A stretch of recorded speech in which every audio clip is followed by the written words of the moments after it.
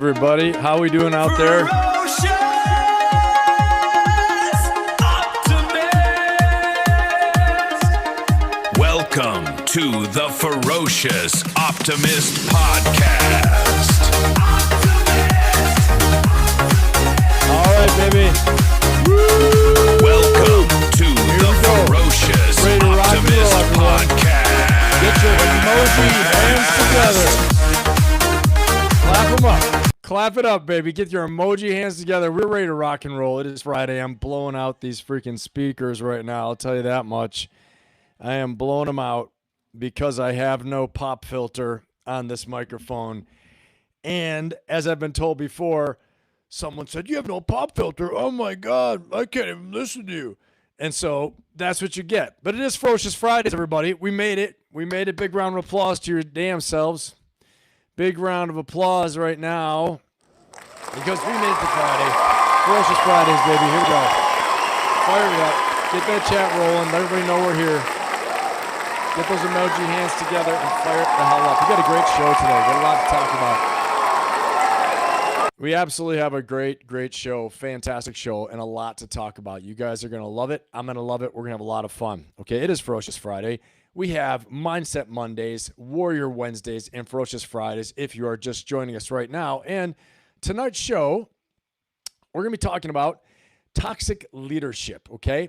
Instead of showing a leadership profile, who we should follow, we're going to learn from those people who have gone before us who will tell us what not to do. Number one, we're going to talk about Joseph Stalin and his toxic leadership, his absolute insanity, probably the worst example of toxic leadership I could find in history, I think. And then we're going to discuss some real-time business toxic leadership, modern day, crazy stuff actually going on out there that I didn't even know about until I did some of this research. But if you can believe it or not, there was a CEO who fired his entire workforce almost while he was trying to enforce use of AI. And people weren't having it. And he said, you know what, I'm not having it. And he fired them. Crazy stuff. We're going to discuss some examples like that. Tons of fraud, tons of wackiness. You name it, we got it in this one, okay? And then last of all, we're going to have South Park, leadership lessons of South Park, but toxic leadership series, okay? So we got some good stuff to talk about there. If you haven't answered our poll yet, jump in the poll, okay? And let's go ahead and let's get moving on this. So tonight, the Toxic Leadership Playbook, okay? Toxic Leader Playbook, what not to do to get ahead in life. And you can see in the thumbnail, I've got Joseph Stalin, and it says Toxic Boss. All right, and we are going to get deep into that. And we're going to talk about how toxic leaders win until they don't, until they get torn down, okay? And first of all, some of the toxic leadership traits we have in our poll, what's the worst trait of a toxic leader boss you've ever had? They stole the credit, they dumped the blame, they pointed the blame somewhere else, they make you dread coming to work, they gaslit you and never admitted that they were wrong. All ego, no integrity, and absolutely two-faced. Okay, we've all been there. It's all bad stuff. It's really horrible stuff. Okay, but let me tell you this: ain't nobody as bad as the most dangerous leader who you could ever even meet. You know, it isn't the loud one. All right. Usually, it isn't the obvious tyrant screaming in a meeting. Okay, those are obvious ones. Those are bad. Those are tough to deal with. 100%. But the really most dangerous toxic leader that is out there is the brilliant one, okay? The one everyone admires, all right? The one who is so smart, so capable, so magnetic that nobody notices the wreckage piling up behind them until it's too late. If you've seen someone like that, give me a 1 in the chat if you've experienced someone like that, okay? I know we've had some crazy ones, but give me that in the chat right now. Give me a 1 in the chat if you've experienced someone like that. That silent but deadly type of leader. Yeah, they're kind of like a fart, I guess. Okay, who's out there and sneaks right up on you, but turns out to be worse than anyone who was loud before. Give me that 1 in the chat if you've experienced someone like that. Okay, crazy stuff. Lady Ann has. That's nuts. For sure, crazy. So tonight I'm going to show you the playbook, right? The exact playbook toxic leaders run to get ahead. In history, in business, and maybe in the office that you walked out of 5 hours ago, okay? And by the end of this stream, you're going to be able to spot it from across the room. You're going to know what it looks like Because there's the truth. Here's the truth that nobody's telling you. You don't rise by copying winners. Hear me out here, okay? You don't rise by just copying winners. You want to do some of that too. You rise by refusing to become the toxic leaders and the bad ones, all right? This is the biggest lesson I learned in leadership, is that sometimes you learn more from the bad ones than you do the good ones. So and with that in mind, we are going to get right into absolute craziness of Stalin and a few others that, you will see are very problematic. Okay. Here's our roadmap for tonight. Here's what we're going to do.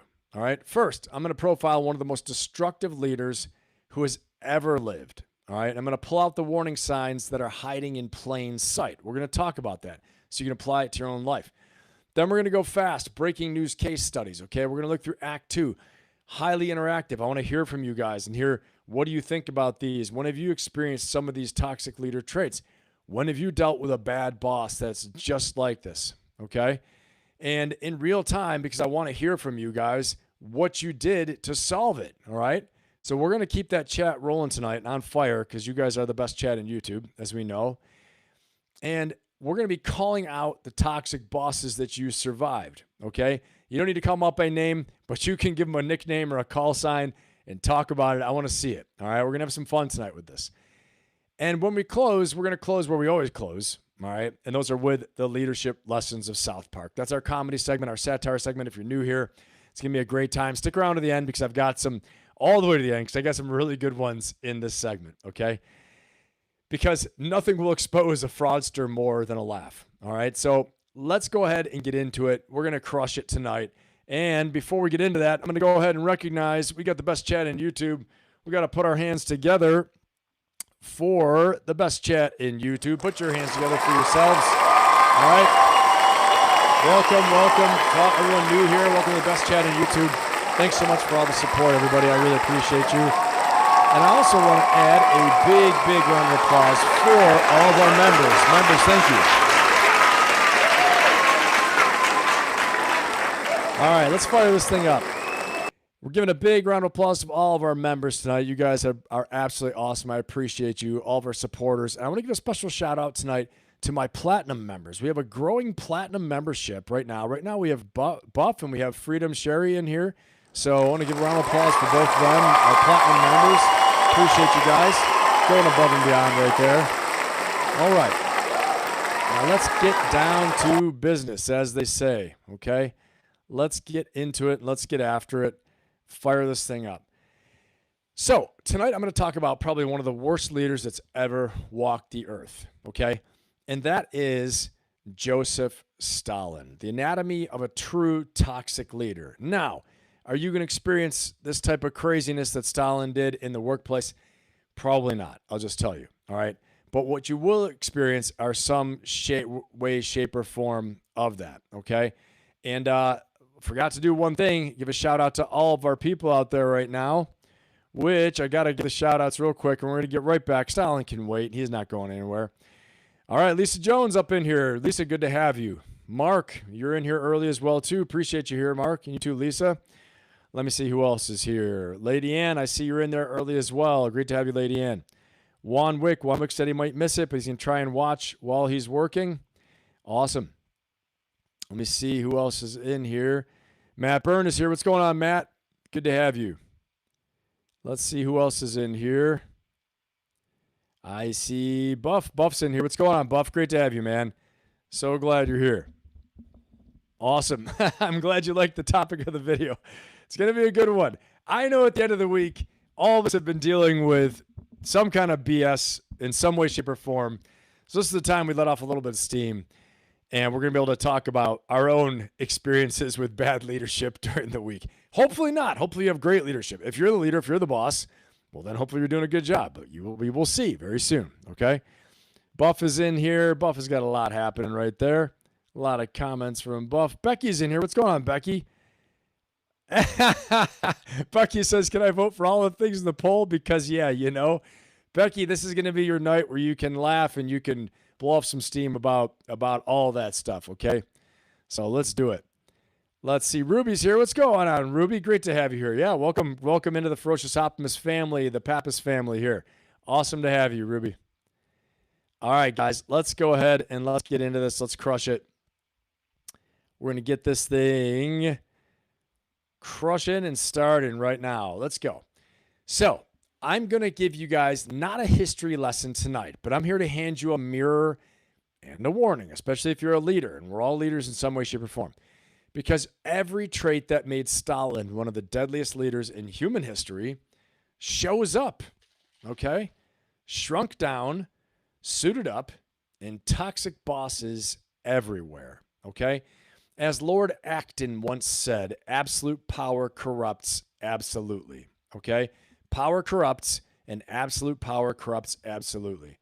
So, we don't know secretly if our next Stalin is hiding out there and just doesn't have the power yet to become that monster. But you might see a little bit of Stalin monster in everyone you work with out there. So drop it in the chat if every now and then I say something that hits you and you're like, damn, I see that all the time at work. I just want you to write, I saw Stalin today. Okay? Something like that. I saw Stalin today. All right? I saw Stalin today, and you can give what the trait was. All right? All right. Because it's really the same operating system in these leaders, just a different scale, different time, okay? Let's go ahead and talk about this now. So Stalin wasn't the obvious monster in the room. He was underestimated, the gray blur, the quiet administrator that nobody feared. Nobody knew to fear him, okay? Which made him really deadly. He was deadlier than the loud voices in the room. That was the weapon, okay? The lesson here, the most dangerous toxic leaders don't announce themselves. They get trusted first. I want you to think about that and reflect in your own lives. Where have you seen this? Where they're getting trusted first, okay? Let's go ahead and take a look at this. This is Stalin right there, just in case you're wondering. I think all of you know who Stalin is, but he was the leader of the Soviet Union for a long time. We'll get into his history in a minute. But right now, check this out. Little video. You talk about the most brutal, deadliest dictator of all time. Of all time. People think Hitler. It wasn't Hitler. Hitler's probably in third place, to be honest with you. 15 to 20 million, 6 million Jews specifically. World War II. Number 2 on that list, probably Stalin. 20, 25 million dead Russians, the Gulag Archipelago, everything we understand about that. But number 1 all time, and even close, Mao Zedong in China. 50 to 75 million of his own people dead. Now, I will say one thing I will debate with this is that Mao killed all of his own people like that from something that was in starvation. Okay, that happened through starvation because he starved everybody in the Great Leap Forward. Okay, but Stalin was the one who moved approximately 20 million of his own people and had millions liquidated. This is where the term liquidated came from. Okay, this is the original. Okay, so this was the original liquidator. This is where we get the term of liquidation from as well too, okay? So let's get into this a little bit more, and let's talk about this guy. Again, he got trusted first. If you've ever seen, I want you guys, give me a fire symbol in the chat or give me a 1 in the chat if you've ever had somebody that seemed kind of quiet at first, and they seemed like they were okay at first, right? But then they snuck right up on you, and the next thing you know, you're dealing with a real monster. Give me a 1 in the chat if you ever got fooled like that, okay? Again, this is your time at the end of the week. I want you guys to be able to unwind a little bit, off gas a little bit, and to know you're not alone if you experience some bad. I only know what he looks like because of Rocky 4. Exactly. Hey, at least you're learning stuff somewhere, right? That's good from a movie. Give me that 1 in the chat, though, if you've ever experienced someone like that. Matt Burns experienced it. I think we all have. I had one time that I experienced where I thought this leader I had was going to be A-okay, right? And someone I worked with. And turns out they were snuck right up on you, okay? Ruby, you've had it as well. Mark's had it. Matt's had it. But I'm telling you, sometimes the most dangerous ones, the worst ones, they sneak up on you like that. They seem unassuming at first, seem like they're okay. But you catch a little glint of it. You see a little bit of something going on in the eyes, or I don't know what, the way they behave, or they get vindicted over something. Oh, yeah. Is that when she got promoted? But sometimes the loud, crazy ones in the front, they do that up front, and then they calm down once you earn their trust. So, interesting stuff. All right. So, let me see where we are here. Here we are. Okay. Next, loyalty over competence. The first trap was the charm trap. The second trap is the loyalty over competence trap. Stalin systematically removed his most talented people. Believe it or not, this is psycho, right? Not despite their talent, because of it, okay? It wasn't because they couldn't get things done. They were so talented that he decided to kill them off. He killed off the intellectuals, all the intelligentsia, scientists, you name it. Anyone that was someone, they pointed them out and they killed them. They got rid of them. Anyone who had some talent, they got rid of them. This often happens in dictatorships, okay? Anyone who could form resistance or gain popular support, they get rid of them. Competence is a threat. So Stalin actually surrounded himself with yes men. And the corporate mirror for this is the boss who fires the best person on the team because they made him look small, okay? Now, give me a 1 in the chat if you've ever seen something like that. That is some genuine crazy stuff right there, okay? Genuine crazy stuff to fire someone because they intimidate the boss. That is some scary stuff. Give me a 1 in the chat if you've ever seen that one before, okay? And tell me about it if you have. I want to see. Trap number 3, okay? Trap number 3, fear as a management system. Stalin ran on terror. People performed not because of belief, but out of fear of what would happen if they didn't, okay? Yeah, I see a lot of 1s coming in now. John has a 1. Mark has a 1. I venture to say a lot of those leaders forget where they came from. 100%, Mark. Yep, power promotion becomes intoxicating. Yep, usually happens in time. Ruby says 1. Yep, Matt says 1. Mark says 1. Right.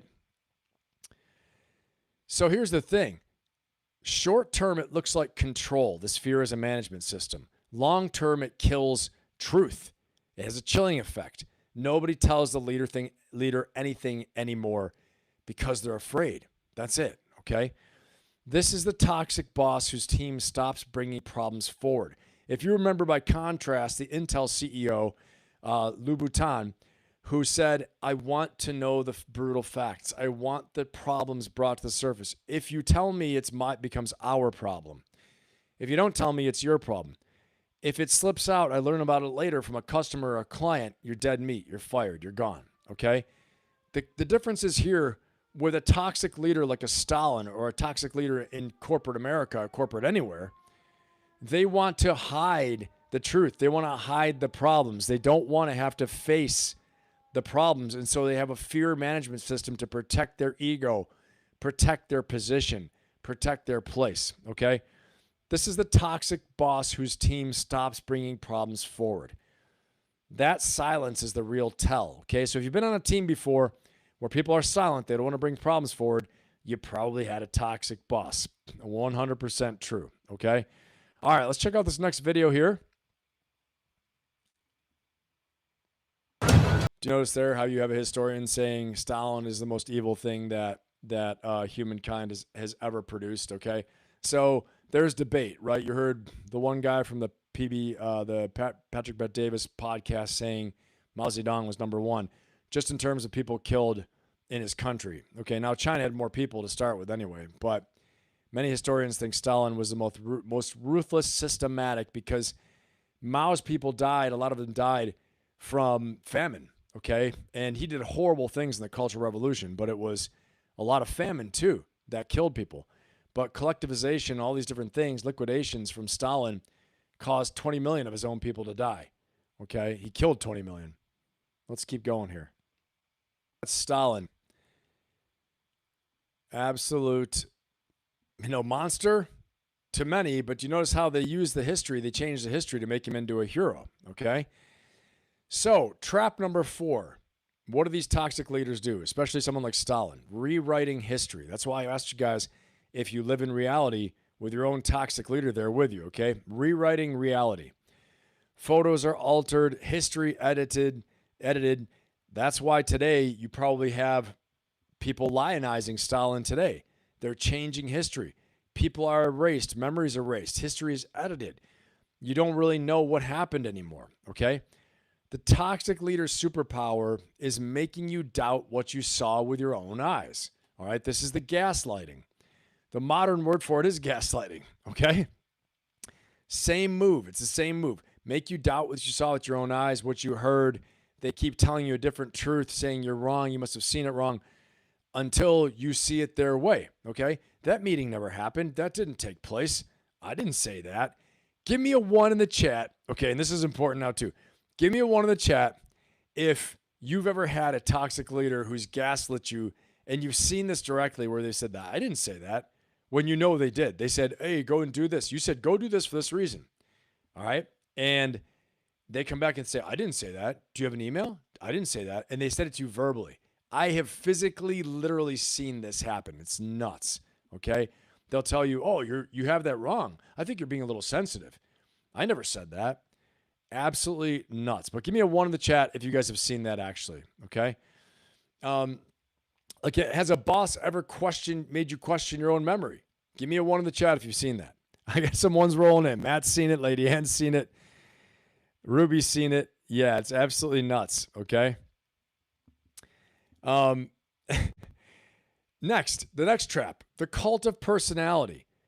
Everything orbited Stalin. Okay, the mission, the team, the truth, all subordinate to his image. When a leader makes everything about themselves, the mission is already dead. They just haven't told you yet, okay?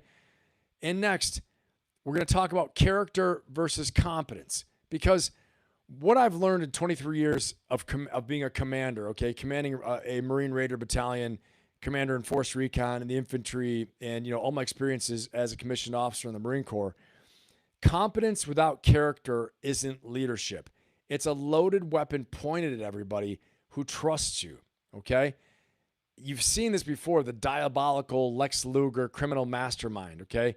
Stalin was very competent, ruthlessly, terrifyingly competent, okay? You saw he took Russia from share plows, from, plows and shovels to atomic weapons, right?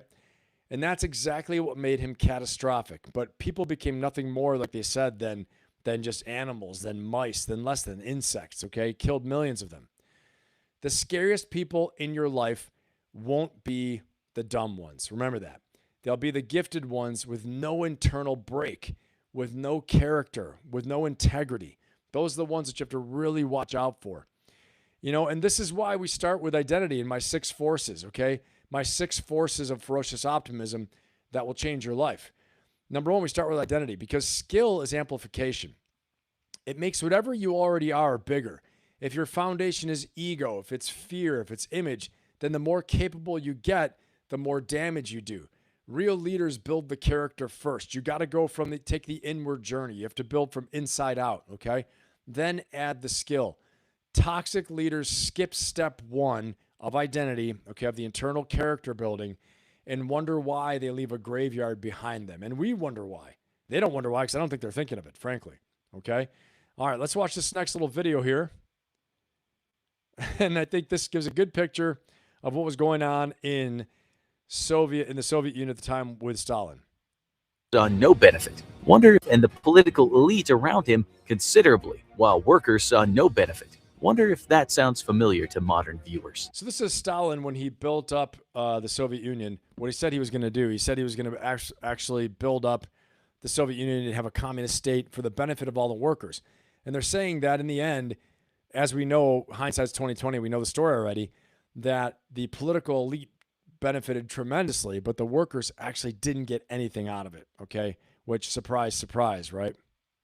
In the end, Stalin did not create a communist state meant to lead directly to a restored and strong democracy. Rather, Stalin perverted the communist revolution in order to create a Stalinist state, and millions of Westerners who never bothered to read a book on the subject would forevermore complain about communism without realizing that its ultimate goal was always democracy. To seize power, Stalin brutalized the Soviet state and its citizens, and his brutality persisted long after he was in power. Knowing how easily revolution could spread throughout Russia, a people with very little love for dictators, and knowing that he had corrupted the communist revolution and could be targeted for removal, Stalin worked very hard to ensure that revolution never happened. Mostly he did this by killing people, a whole lot of people. One of Stalin's first targets were what he deemed the intelligentsia, or intellectual elites in the new Soviet Union. Almost from the start of his reign, the Soviet Union's intellectuals immediately began to call BS on Stalin, and tried to warn the people that their pro-democratic revolution had been totally co-opted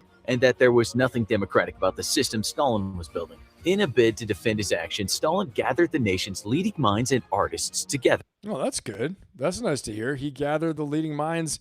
Stalin gathered the nation's leading minds together. I didn't see this one coming. Let's see what happens here. Pretty crazy.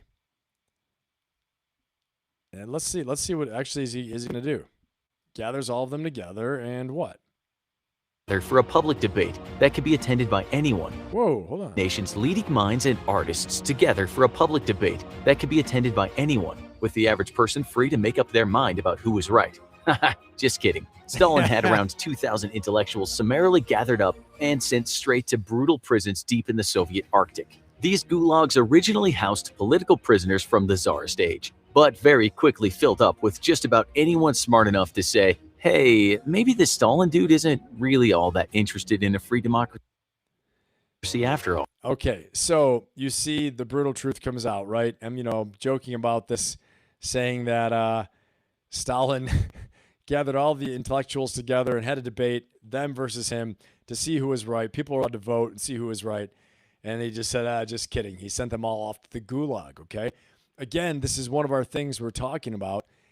These toxic leaders want to shift the truth. They want to have a cult of personality. They use fear as a management system. They want to strike fear in the hearts of people. If you break ranks, if you're not competent, but not only that, not loyal, they prize loyalty above all else. All right, we're going to talk about all this stuff. And tell me if there's some things out there today that you see where you recognize, you recognize in your own life, okay? Yeah, that's right, Ruby. That's when you pull out the tape recorder, 100%. Yeah, I'm seeing a lot of ones out there, okay? So let's check out the 7 signs now. Here we go. The 7 signs that you have a toxic leader on your hands. And we're going to talk about this more and more and more, all right? Here we go. Number 1, they punish honesty and reward flattery. Number 2, they take credit and distribute blame, okay? Number 3, their team goes silent. Problems stop surfacing. Number 4, they rewrite the past to win the present. Number 5, they isolate you from other people and perspectives. Number 6, they confuse fear for respect. Number 7, they make the mission about them, okay? Go ahead and tell me give me a 1 in the chat if you have had any of those things that you've experienced where you've seen them punish honesty and flattery. You've seen them take the credit, distribute the blame. The team goes silent and problems start surfacing. They rewrite the past to win the present. They isolate you from other people and perspectives, okay? Give me a 1 in the chat if you've seen any of these. They confuse fear for respect and prize loyalty above all else. They make everything about them. Gosh, this sounds kind of familiar. We see these things play out all the time on the news, which is nuts, okay?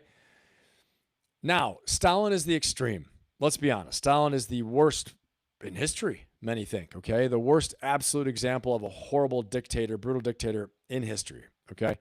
But the playbook is the same at every altitude. You have to remember that. The good news is this. The ferociously optimistic news for all of us is that once you can name it, it loses its grip on you, okay? You'll figure out a way and what to do with it and deal with it. You're not crazy. You're not weak. Remember that. You're just standing next to someone running the toxic leader playbook. Now you can see it. So let's go find it in the headlines here in a minute. We're going to go transition here in a minute and see in the headlines. I see a lot of ones out there. People are tracking for sure. Lisa Jones says 1. Flying Arrow says 1. Matt Byrne 1. Mark says 1. John. But before we go to the headlines, really quick, because what we just covered is exactly the work I do with people every single week, okay? I run my coaching membership, my group called the Ferocious Optimist Inner Circle, and I want to tell you what it actually is, okay? Because it's the complete system.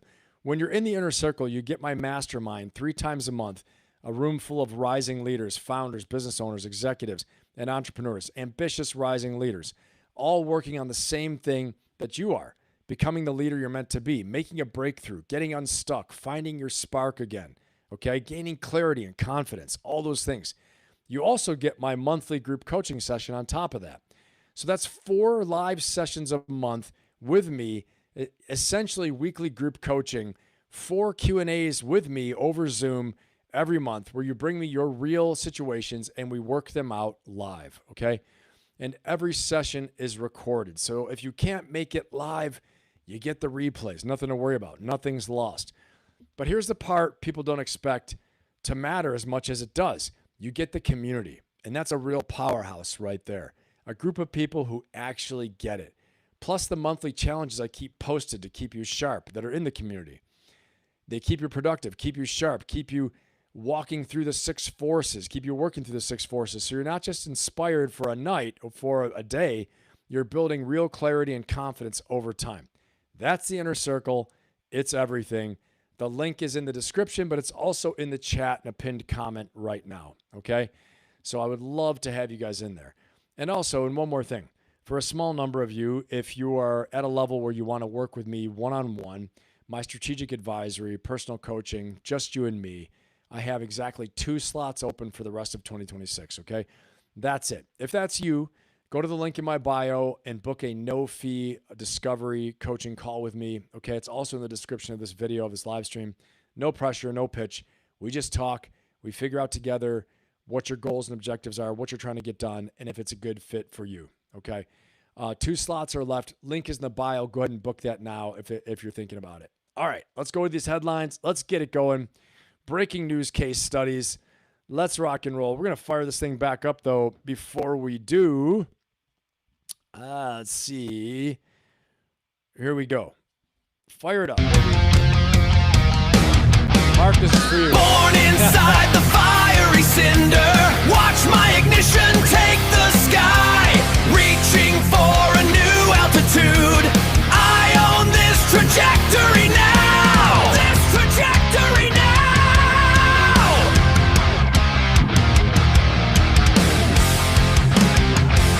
All right, buddy, rocking out. Getting ready to rock out. We are rocking out in here, everybody.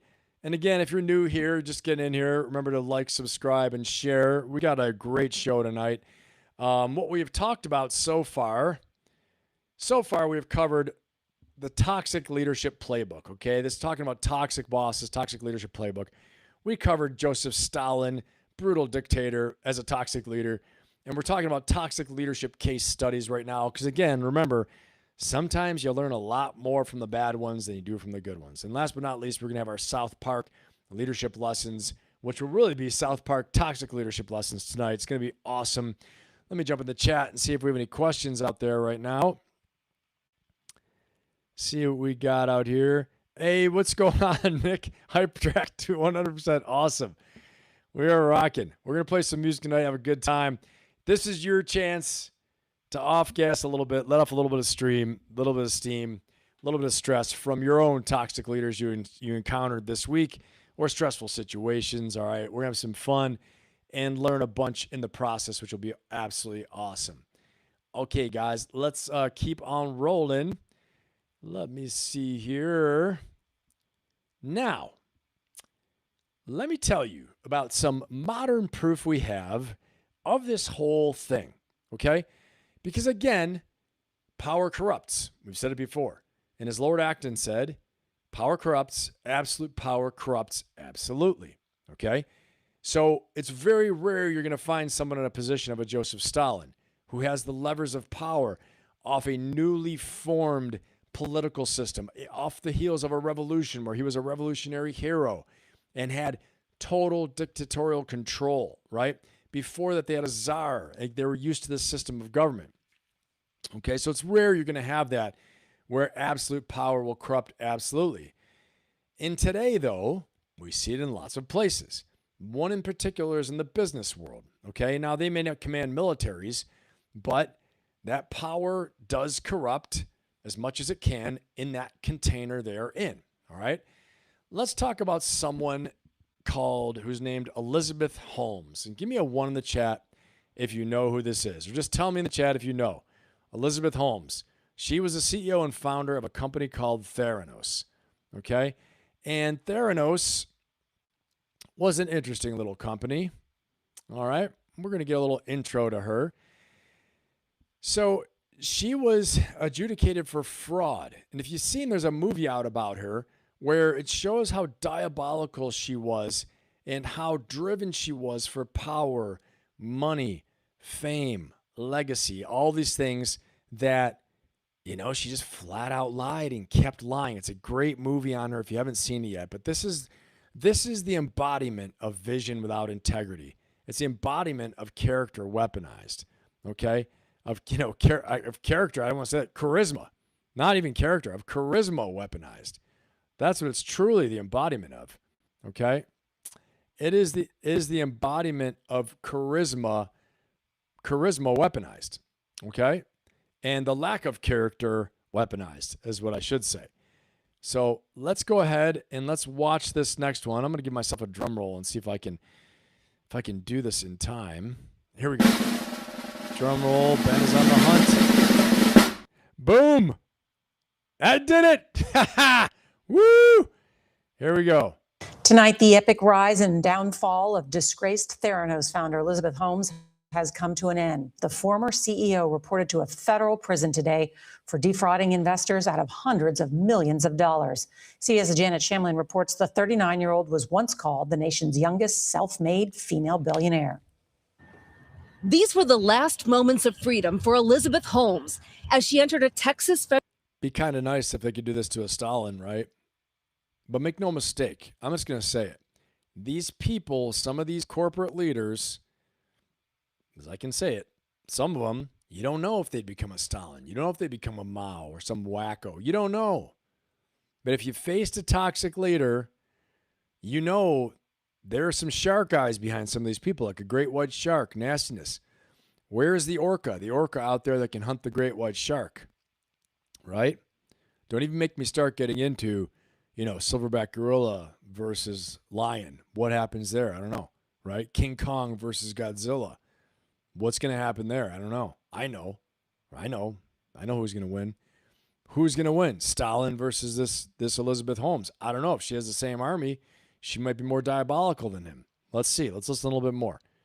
Give me a 1 in the chat if you know what I'm saying. If you're following my logic, give me a 1 in the chat. If I'm crazy, give me a 0. Let's see. Let's see who's paying attention. These were the last moments of freedom for Elizabeth Holmes as she entered a Texas federal prison.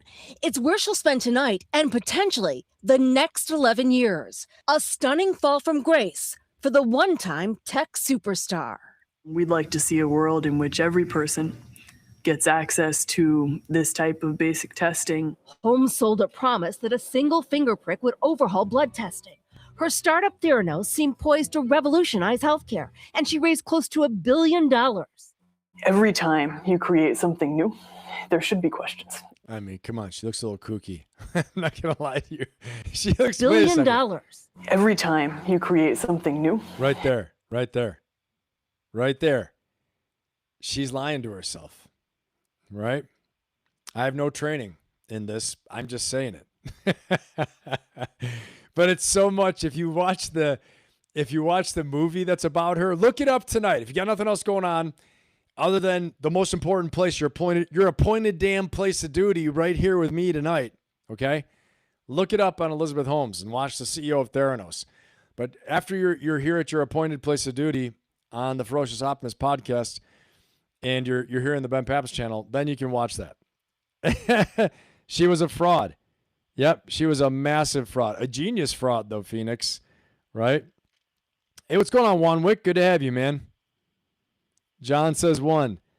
Yep, she pitched General Mattis with an I'm building something that'll save lives, something up to that. Yep. Yeah, I saw that, Nick. I saw that too. She also fooled, what was his name? A famous statesman. I think his nephew, ratted on her, if you watch the movie, okay? Yep. Crazy stuff. Yeah, Becky, that's right. Listen to what Becky said. Not her real voice. Listen, it's like a lying voice. Listen. Would overhaul blood testing. Her startup Theranos seemed poised to revolutionize healthcare, and she raised close to $1 billion. Every time you create something new, there should be questions. Then I remember this from the movie, though, too. Becky's right. Because she said in the movie, I believe she said this. And guys, tell me if I'm wrong. Fact check me on this. But I think she said, her boyfriend at the time or her partner or whatever was like, why are you changing your voice? She said, I have to sound tougher. And so she started talking like this. And every time you're building something new, something is going to be different. Whatever the hell she's saying, right? So she lowered her voice to sound tougher so people would believe in her more. it all collapsed. A jury found her guilty of fraud and conspiracy and ordered, together with her business partner, to pay duped investors more than $450 million and report to prison. The verdict was more than a year ago. She sought delays, using that time to try to reinvent her image, recently posing with her partner and 2 young children near their Southern California beach home. Well, sounds like things didn't work out too badly. Her new home, at first glance, may not appear overly punitive. It's a cubicle type living situation. Seems like things didn't work out that bad for her. Southern California beach home. Well. See, I can punch pretty hard with all this right here. Yeah. Okay, Phoenix said she watched the movie. Yes, the voice, right. Let's see here.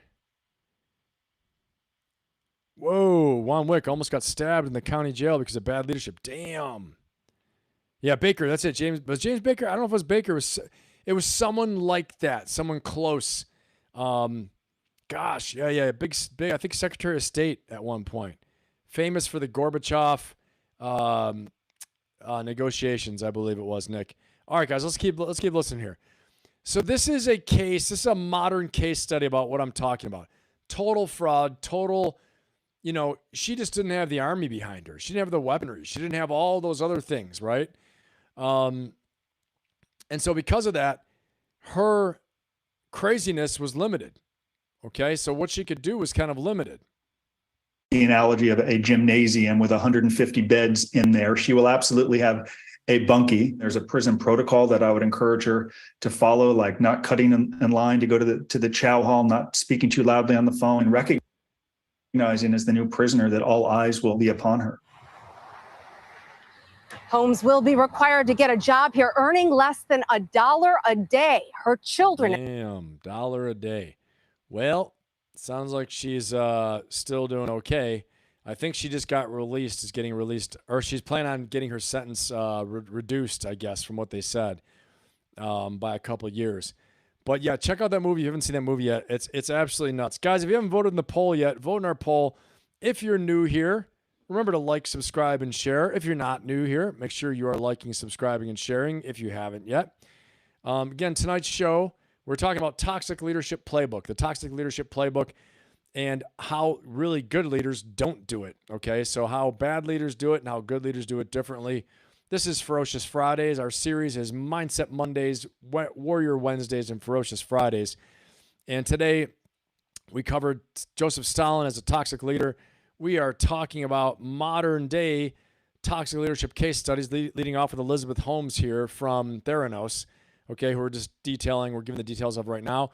And then we're going to cover our South Park toxic leadership lesson, which is our comedy satire segment. If you're new here, we have a great time. Don't forget to like, subscribe, and share. We're going to fire this things up. Give a big round of applause for the chat, because the chat is awesome. One more time. Fire it up, chat. Give yourself a round of applause. You've been through a lot this week, and you kicked ass. You deserve it. So give yourself a round of applause for making this far to Friday. Let's do it.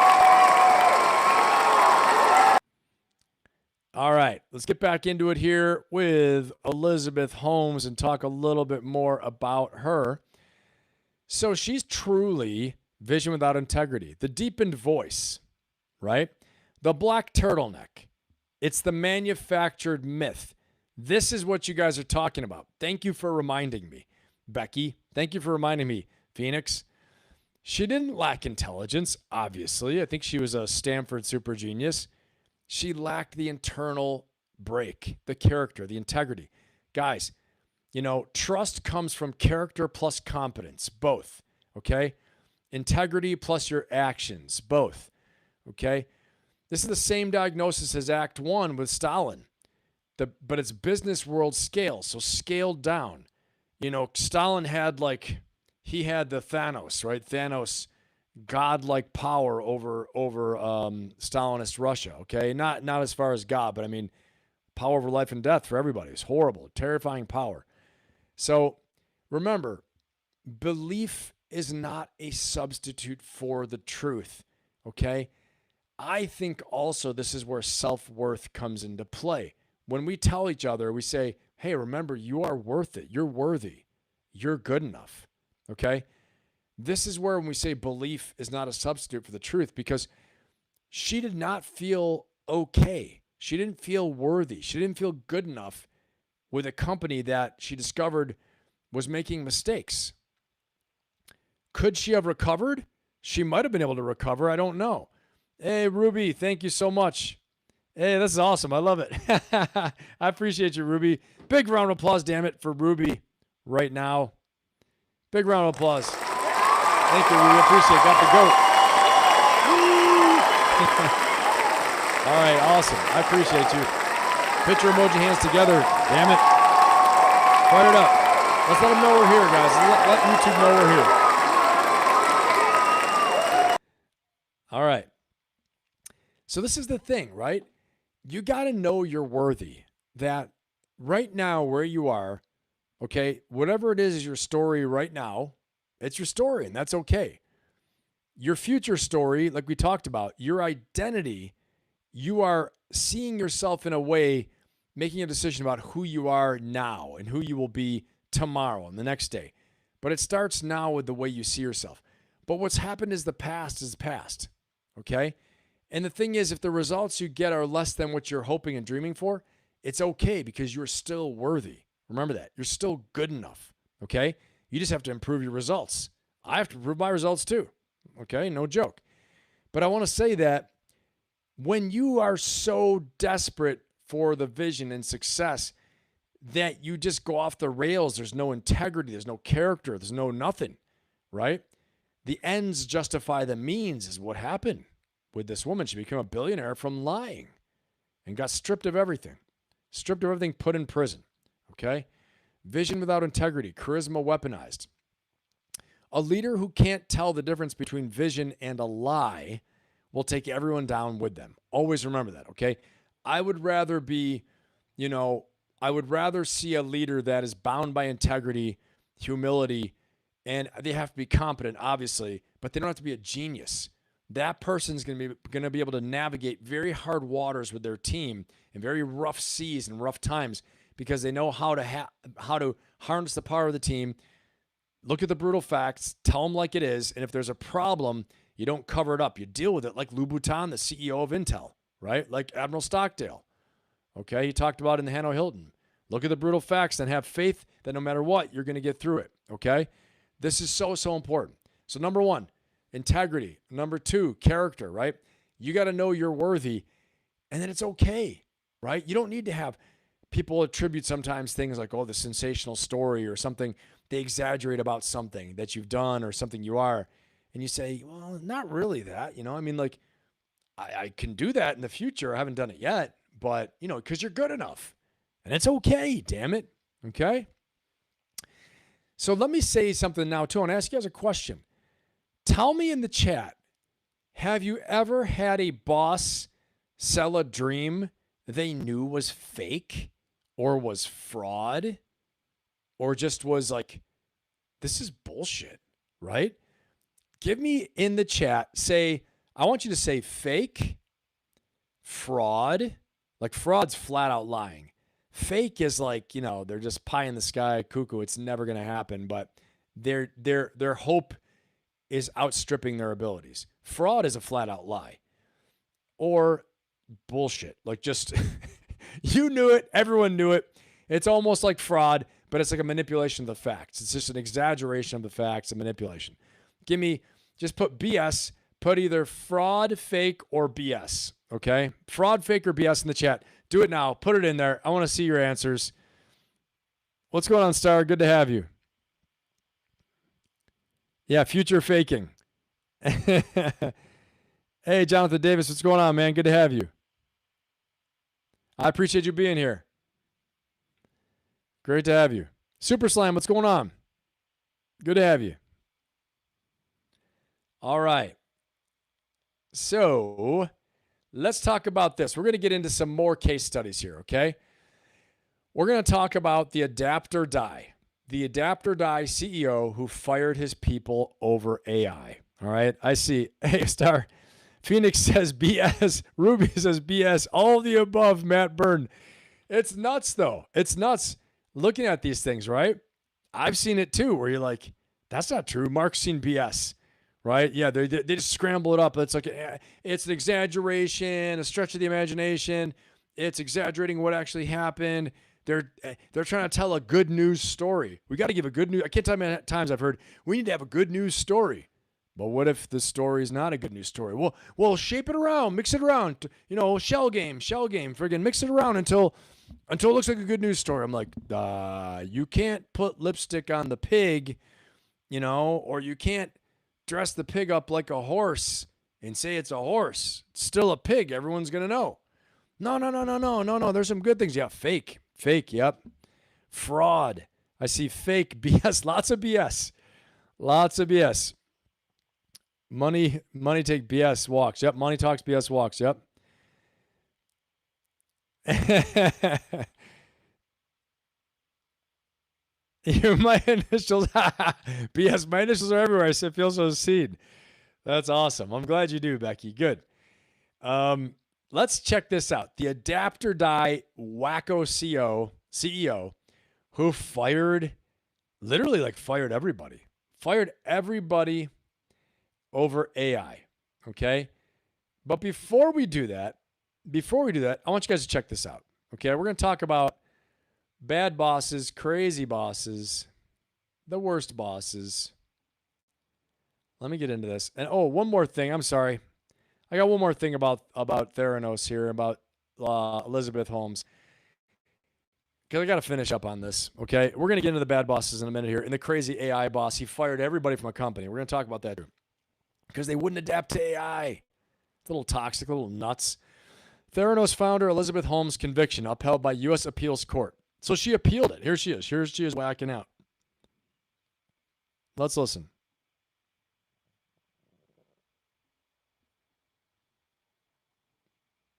Hopefully it plays. Here we go. To Elizabeth Holmes, the former tech billionaire speaking out from prison for the first time. Eva Pilgrim has this story. Wow. This is revealing, Eva. Yeah, Rebecca, she's sharing details now about her life behind bars. She visits with her 2 kids and partner twice a week, saying being without them is the hardest part of prison. We've made it possible to run comprehensive laboratory tests. Hold on. You got to do it. We've made it possible to run comprehensive laboratory tests. The crazy eyes.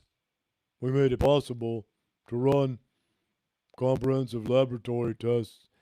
This is like, what if I came out here, I was like, hey guys, what's going on? So tonight we're going to talk about leadership, because leadership's badass and I'm badass.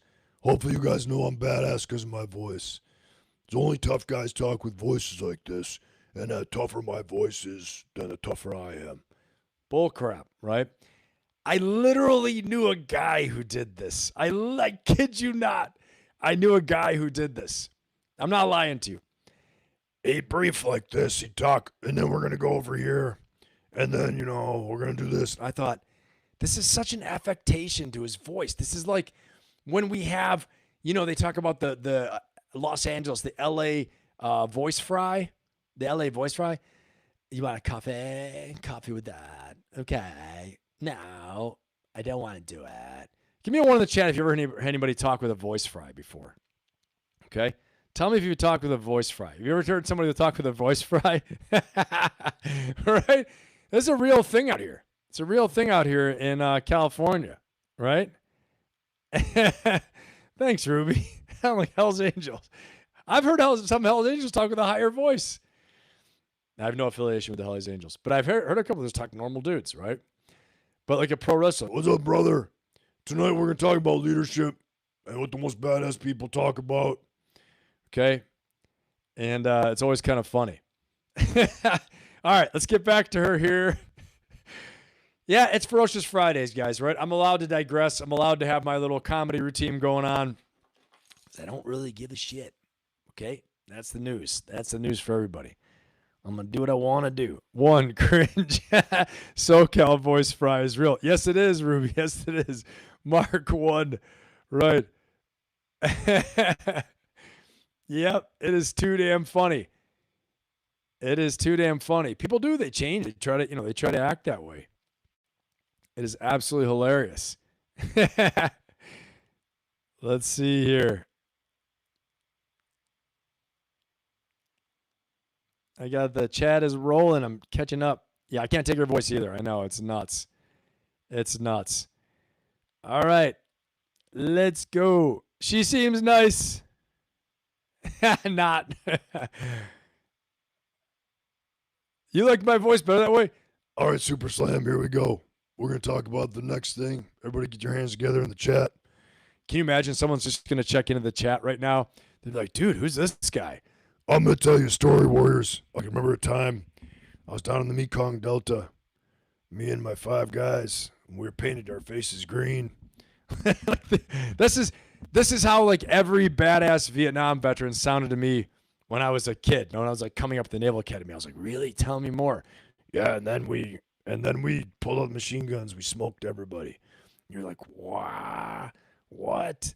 You know, everybody, when you're younger, everyone sounds like they're like, you know, Tyrannosaurus Rex. So, all right, I fully digressed off the official program of the night, damn it. But that's how we have fun on Ferocious Fridays. We get to have a good damn time. Yeah, it's so kooky. Yeah, I know, Becky. It's crazy. She got money from so many people. Is that Jocko's voice? I don't know. Jake called himself Jocko Goggins a few times. He's Jocko Goggins. If you guys know Jake, I think most of you do. Jake's an awesome dude. Oh, I think I'm going to be on Jay's show with Nick Irving next week, next Thursday. I'm not sure if it's going to be live or not. Jonathan Davis, awesome, man. I appreciate you, brother. Everyone put your round of applause together for Jonathan Davis upgrading to silver. Big round of applause for Jonathan Davis. Congratulations. Welcome to silver. Awesome. That is great to see. And I'm going to be upgrading the membership benefits very soon. More and more videos are coming your way. More and more videos will be coming your way to the membership, okay? I've got like 27 videos right now that are members only, okay? And more you're going to see. You get first dibs on watching my videos that I release, the long form. And then also the live streams, after a little while, these are going to be, you know, members only after a few weeks, okay? So I'm going to put them there. Awesome. All right, let's get back into this right here because I find this freaking fascinating, and it's rich material to make fun of, honestly, okay? You guys normally know me. I'm very steady as she goes. I'm trying to be positive. But Fridays, I can have a little fun. I can make fun of some people, okay? I used to get in trouble as a kid a lot for that, for making fun of people. You know, not like making fun of them like mean, like imitating people. Literally, I'd get followed around by my teacher, thought I had something wrong with the way I talked. And I was just imitating somebody. So anyway, we're going to get some of that going too. From a tiny sample or a few drops of blood. This morning, former tech billionaire and mother of 2, Elizabeth Holmes, now speaking out from prison for the first time. In an interview with People magazine, the Theranos founder describing her time behind bars as hell and torture as she struggles with being separated from her young children. She stands there as her kids are hysterically crying, screaming, being ripped away from the person they love the most. The article describing her kids ending.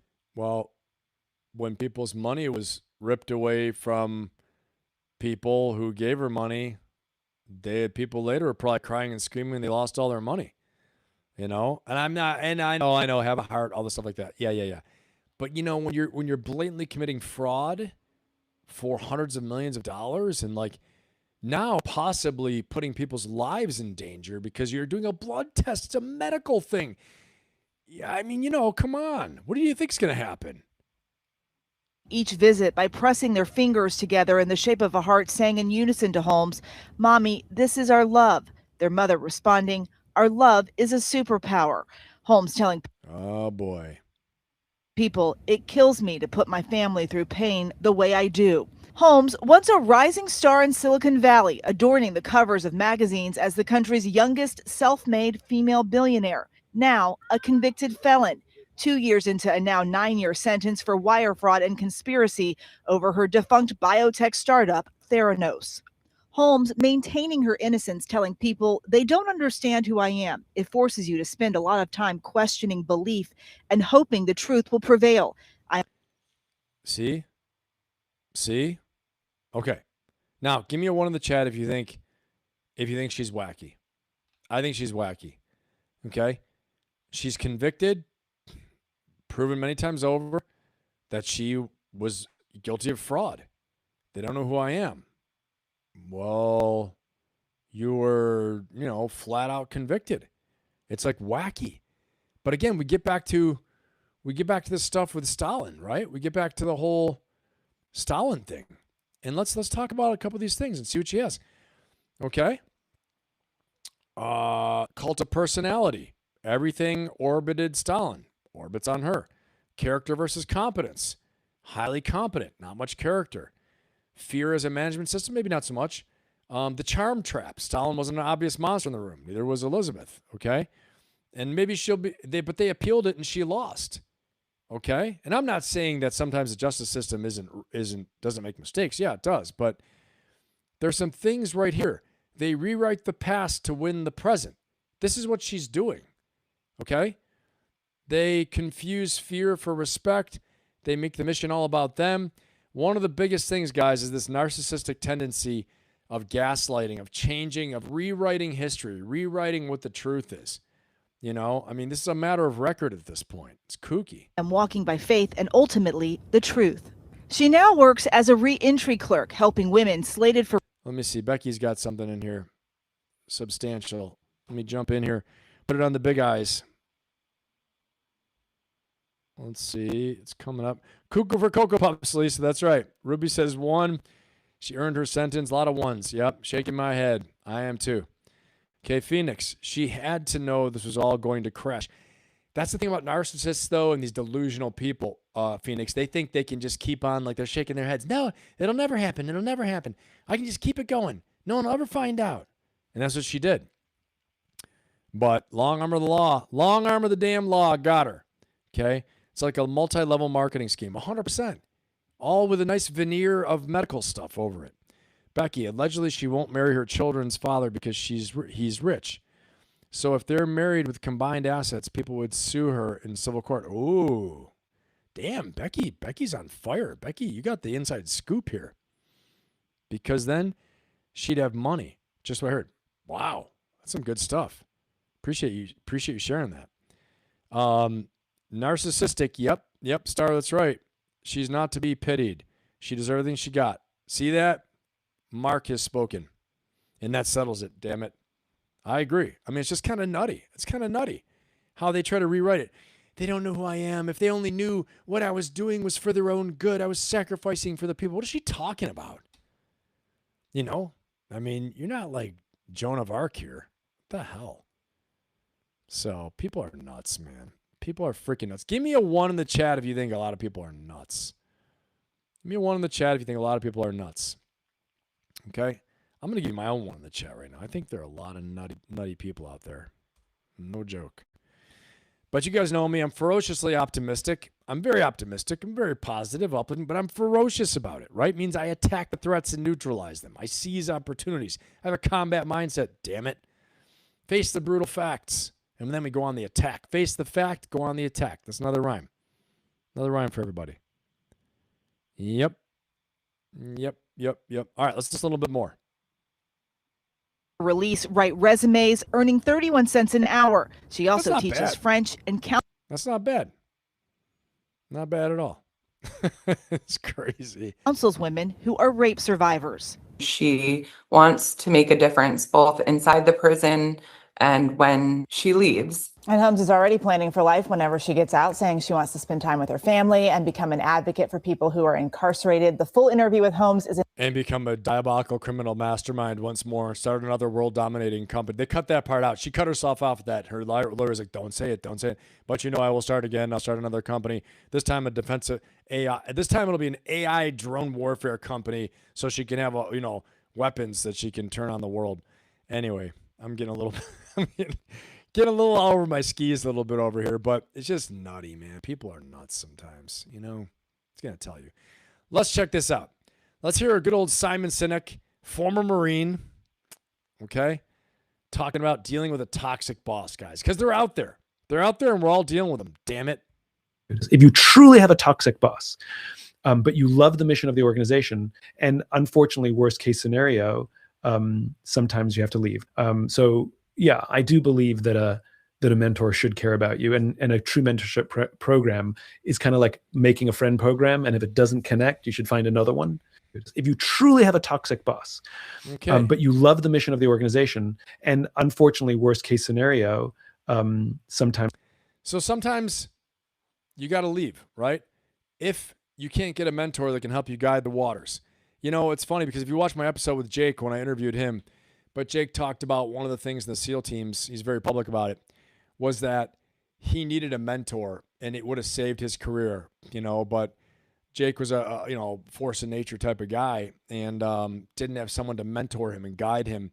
And, he says it would have changed his life in the SEAL teams, right? So I think mentorship is very, very important. That role of coaching, mentoring. If you see someone that needs that guidance and they're open to it and they're asking for it, it goes a long, long way. It's a real service. It makes a big difference, okay? I'm going to play this as well, too, this clip. I think this is very powerful. It talks about the cost of toxic leadership, right, on people. Check this out. A lot of the times we talk about the cost of traumatic events happening to us. But what we don't measure, we don't talk about enough, I don't think it's talked about enough, is the actual impact that toxic leadership, bad leadership can have on people long-term for stress in an organization. So check this out. There's really been little focus on the mental health effects of poor leadership. We tend to want to talk a lot about PTSD because we can blame that on an incident that's beyond our control. But we don't want to talk about the root cause of the majority of stress that causes us issues. Organizational vindictiveness. Organizational vindictiveness. Guys, give me a 1 in the chat if you have seen or experienced organizational vindictiveness. I'm going to put a bunch of 1s in the chat myself personally because I've seen it, and it's nuts. It's like Game of Thrones, okay? Give me a 1 in the chat if you have seen organizational vindictiveness, vendettas, like it's like a kind of revenge, right?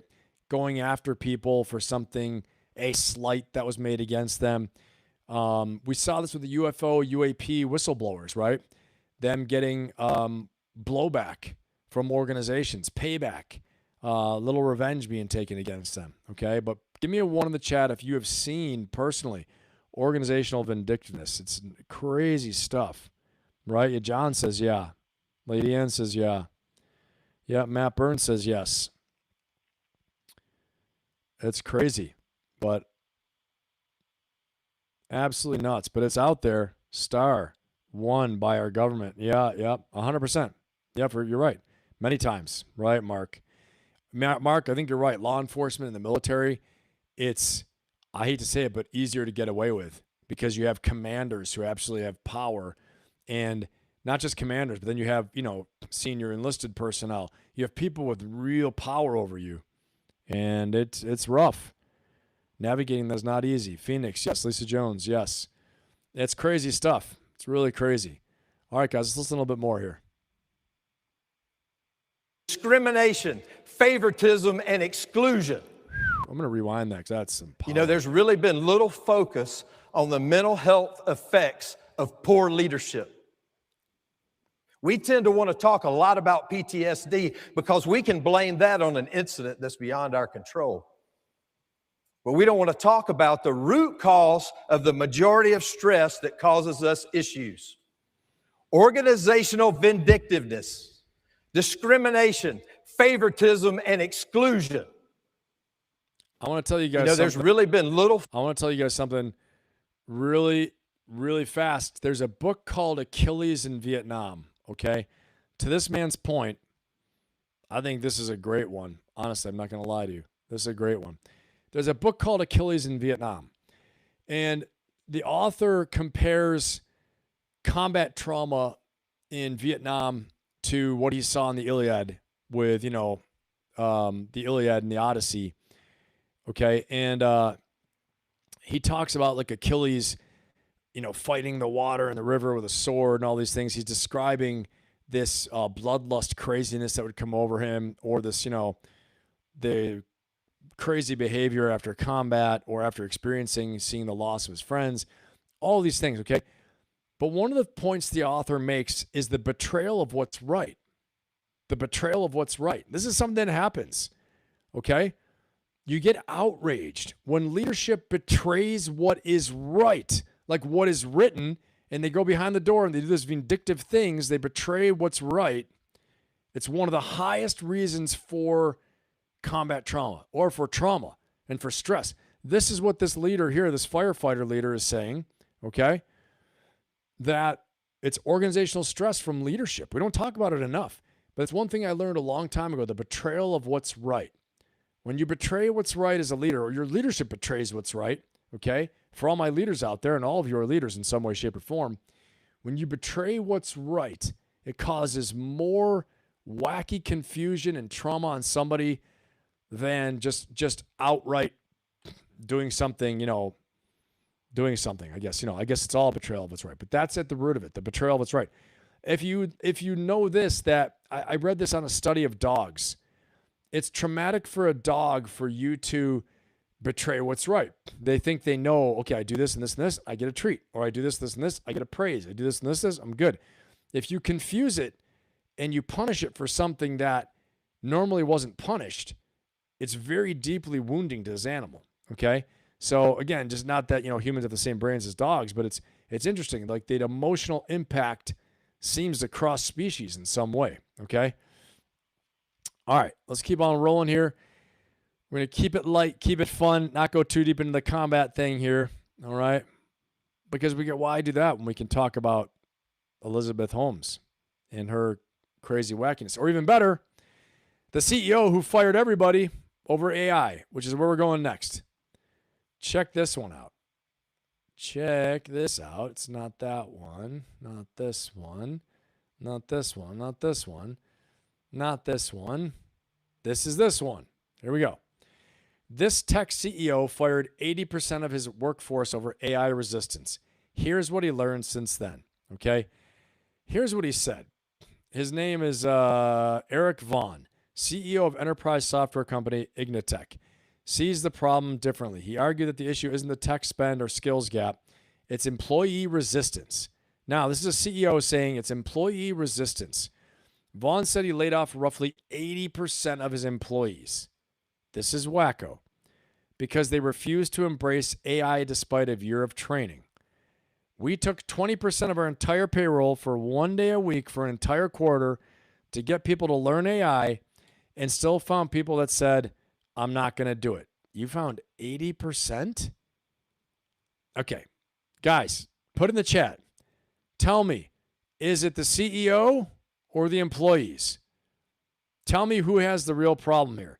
The CEO represents the company and the training, in my opinion. Is it the CEO or the employees? You could put a C or an E, okay? Or CEO or employees, and tell me what you think. Because for me, I go back to the old Nick Saban rule, all right? Nick Saban rule is they don't know, coach. They don't know. If a player runs the play and they're doing it wrong and they're getting frustrated, it's because the coach didn't teach them right, okay? Now, 80%, come on. I could see 20%. I could even see 30%. 80% of them not doing it right, or 80% of them not doing what he said. I think he's got bigger problems than the employees, or he's just a liar. He's just a liar, and he's just trying to get rid of everybody because he has weak financials, which is probably really the truth in his business. His financials are terrible. And so instead of saying financials are terrible, Wall Street, everyone, investors, come call due on your money because I'm sucking out. What he's doing, he's blaming the employees, and he's friggin' laying everybody off. I call BS. I put the initials BS in the chat right now for Becky. Yep. Lisa says CEO. Yep. Complicated. Yep. Upper management was corrupt. I see that. Tell me what you guys think.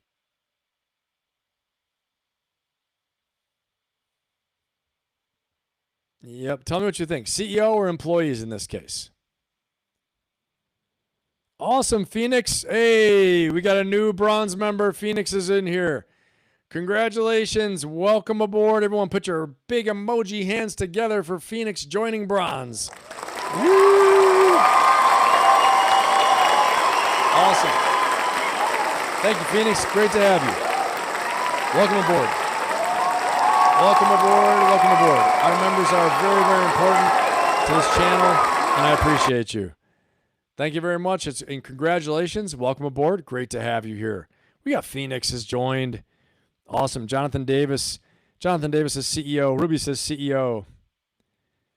CEO or employees in this case, guys. You know, I mean, I think what I think here he is. This is the man himself. Okay? This CEO laid off nearly 80% of his staff because they refused to adopt AI fast enough. 2 years later, he said he'd do it again. I think this guy was making a financial move, right? And saying it's all the employee's fault because legally is probably what he has to say. I mean, come on. I will tell you this. People want to win. People want to succeed. Do you think 80% of his company wanted to lose his life? If anybody could look up this CEO, Eric Vaughn. Let me see. Here's his name. Here's his company. If you want to look it up, his company is Ignite Tech, right here. Ignite Tech. Eric Vaughn, CEO of enterprise software company Ignite Tech. If you look that up, put it in the chat. How many employees did he lay off? It says 80%, but what are the numbers? If one of you guys could look that up, that would be awesome. Put it in the chat. Let's see what it says. Because I want to know. I want to know, like, what was the impact, financial impact on him? And so this is him, told his employees that everything would now revolve around AI. And he said 80% of them wouldn't do it. I just don't buy it. I don't buy it. If he said 20%, 30%, even 50%, 80%, come on, dude. This is wholesale change. This is wacky. I don't buy it, okay? I don't know if you guys buy it. I just don't. So let's keep on rolling here. Okay. 8 signs of a toxic boss and how to deal with them. Until you can GTFO, get the F out. Let's talk about these. Here we go. What is a toxic boss? A toxic boss is a manager who demoralizes and damages the people underneath them. Their repeated disruptive behavior drives employees to become disengaged, diminishes their sense of belonging, and takes away their autonomy and sense of purpose, all of which are vital for thriving at work. Toxic bosses pull all the levers that lead to burnout. Remember, most people don't lead bad jobs, they leave bad bosses. This is a known thing, right? Gallup's 2022 State of the Global Workplace report found that only 33% of employees in the US and Canada feel engaged in their work, a feeling that good bosses foster. That's good. Okay, so be a good boss. Now remember, if you're in charge of people, remember the stuff I'm talking about. Okay, hold the mirror up. Don't be that guy. Don't be that girl. Don't be that man or that woman who gets referenced as a toxic leader. If you have in the past, guess what? You can turn it around. You can make amends. You can say, look, I'm trying to do better, guys. Okay, we're all going to do better. I'm going to tell you guys a story. There's a story about a man one of my friends told me about who will be named Pig Vomit. Okay, if you saw the Howard Stern movie, Pig Vomit was in the Howard Stern movie. So Pig Vomit, just so you guys know, put a 1 in the chat if you remember Pig Vomit. If you remember Pig Vomit. And there might be some of you out there who know what I'm talking about. Very few. But if you're watching, I will not say the name of the person to protect all the innocent and not so innocent.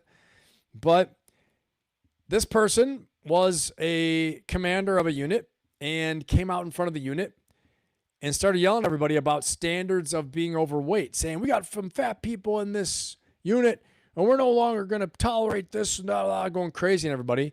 Meanwhile, this guy was fat. He was overweight.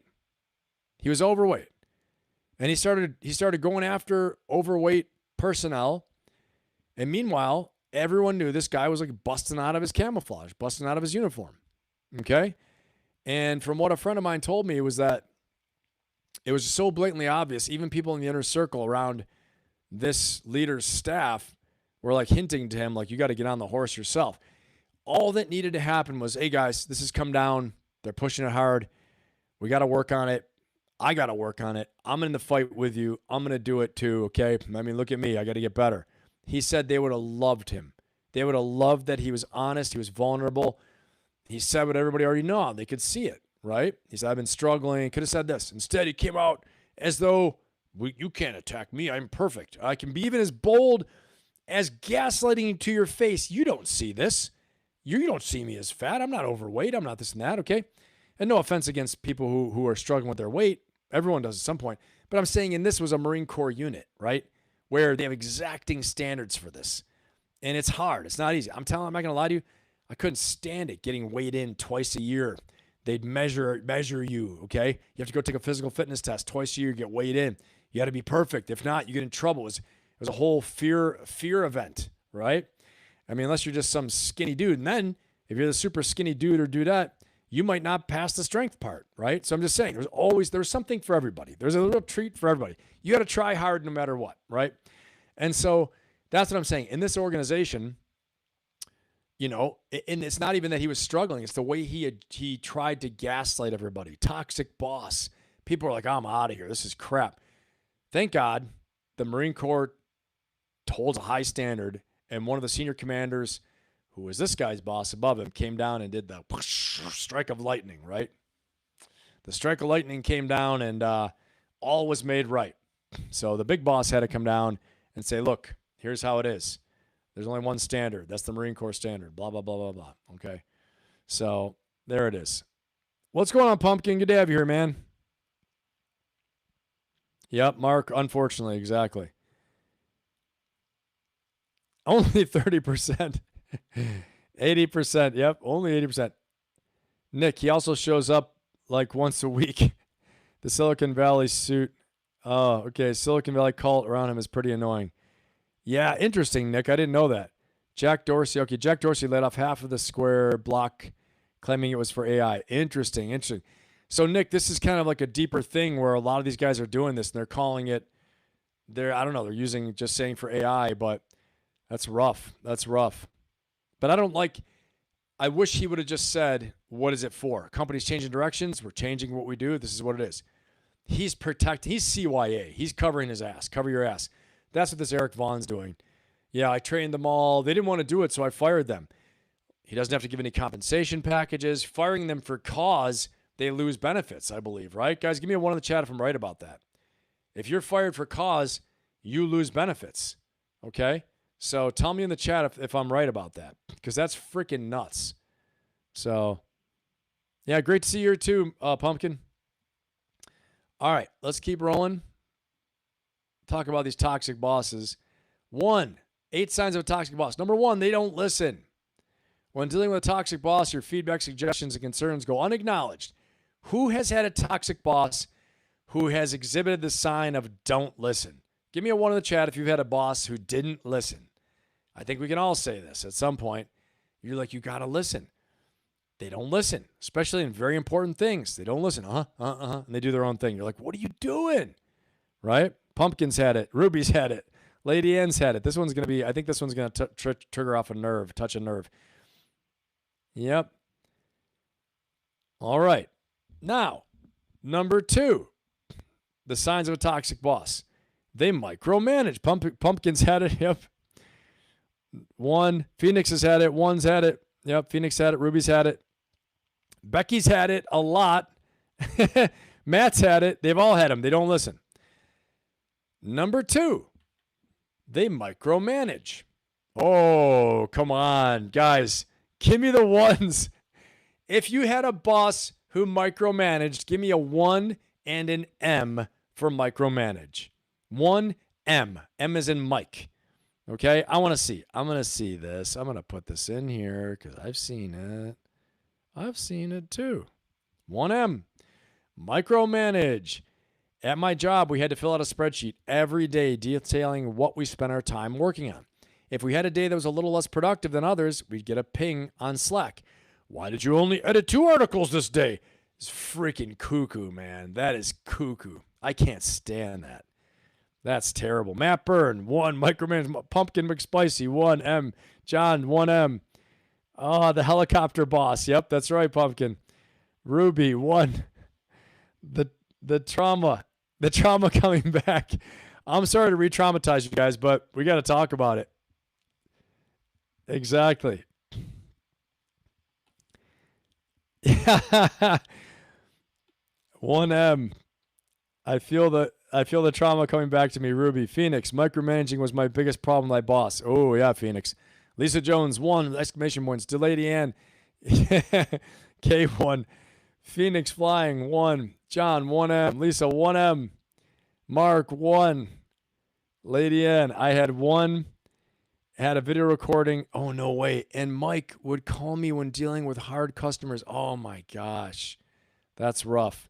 Phoenix, micromanaging kills your drive. That does. I'm a good boss. Good, Star. That's good. The trauma, the facts. You know, I always found if you're getting off course as a boss, they'll let you know. They'll hint at you, okay? Because they want you to succeed too. Most of the time, nobody's trying to pull the wool over your eyes. Remember, they're not trying to sneak up. They want you to win. They want to win. They want everything to be smooth sailing, okay? And that's it. And I think trust but verify is a great, great practice for bosses everywhere, for managers, leaders. But you can verify in a way that is not demeaning, right? Verify in a way that doesn't lose trust. You know, you have a process and a system where, okay, let me get a check on it before you send it out. Let me see what's going on. Tell me what you're doing this week, okay? And that's it, right? So that matters. But, all right, let's go to the next one. Okay. Number 3. They don't foster growth. Ooh, this stifling boss.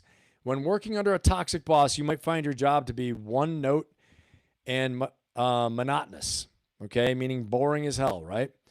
As time stretches on, you don't get any new responsibilities or tasks. Your work isn't recognized, and you might feel stifled and stuck.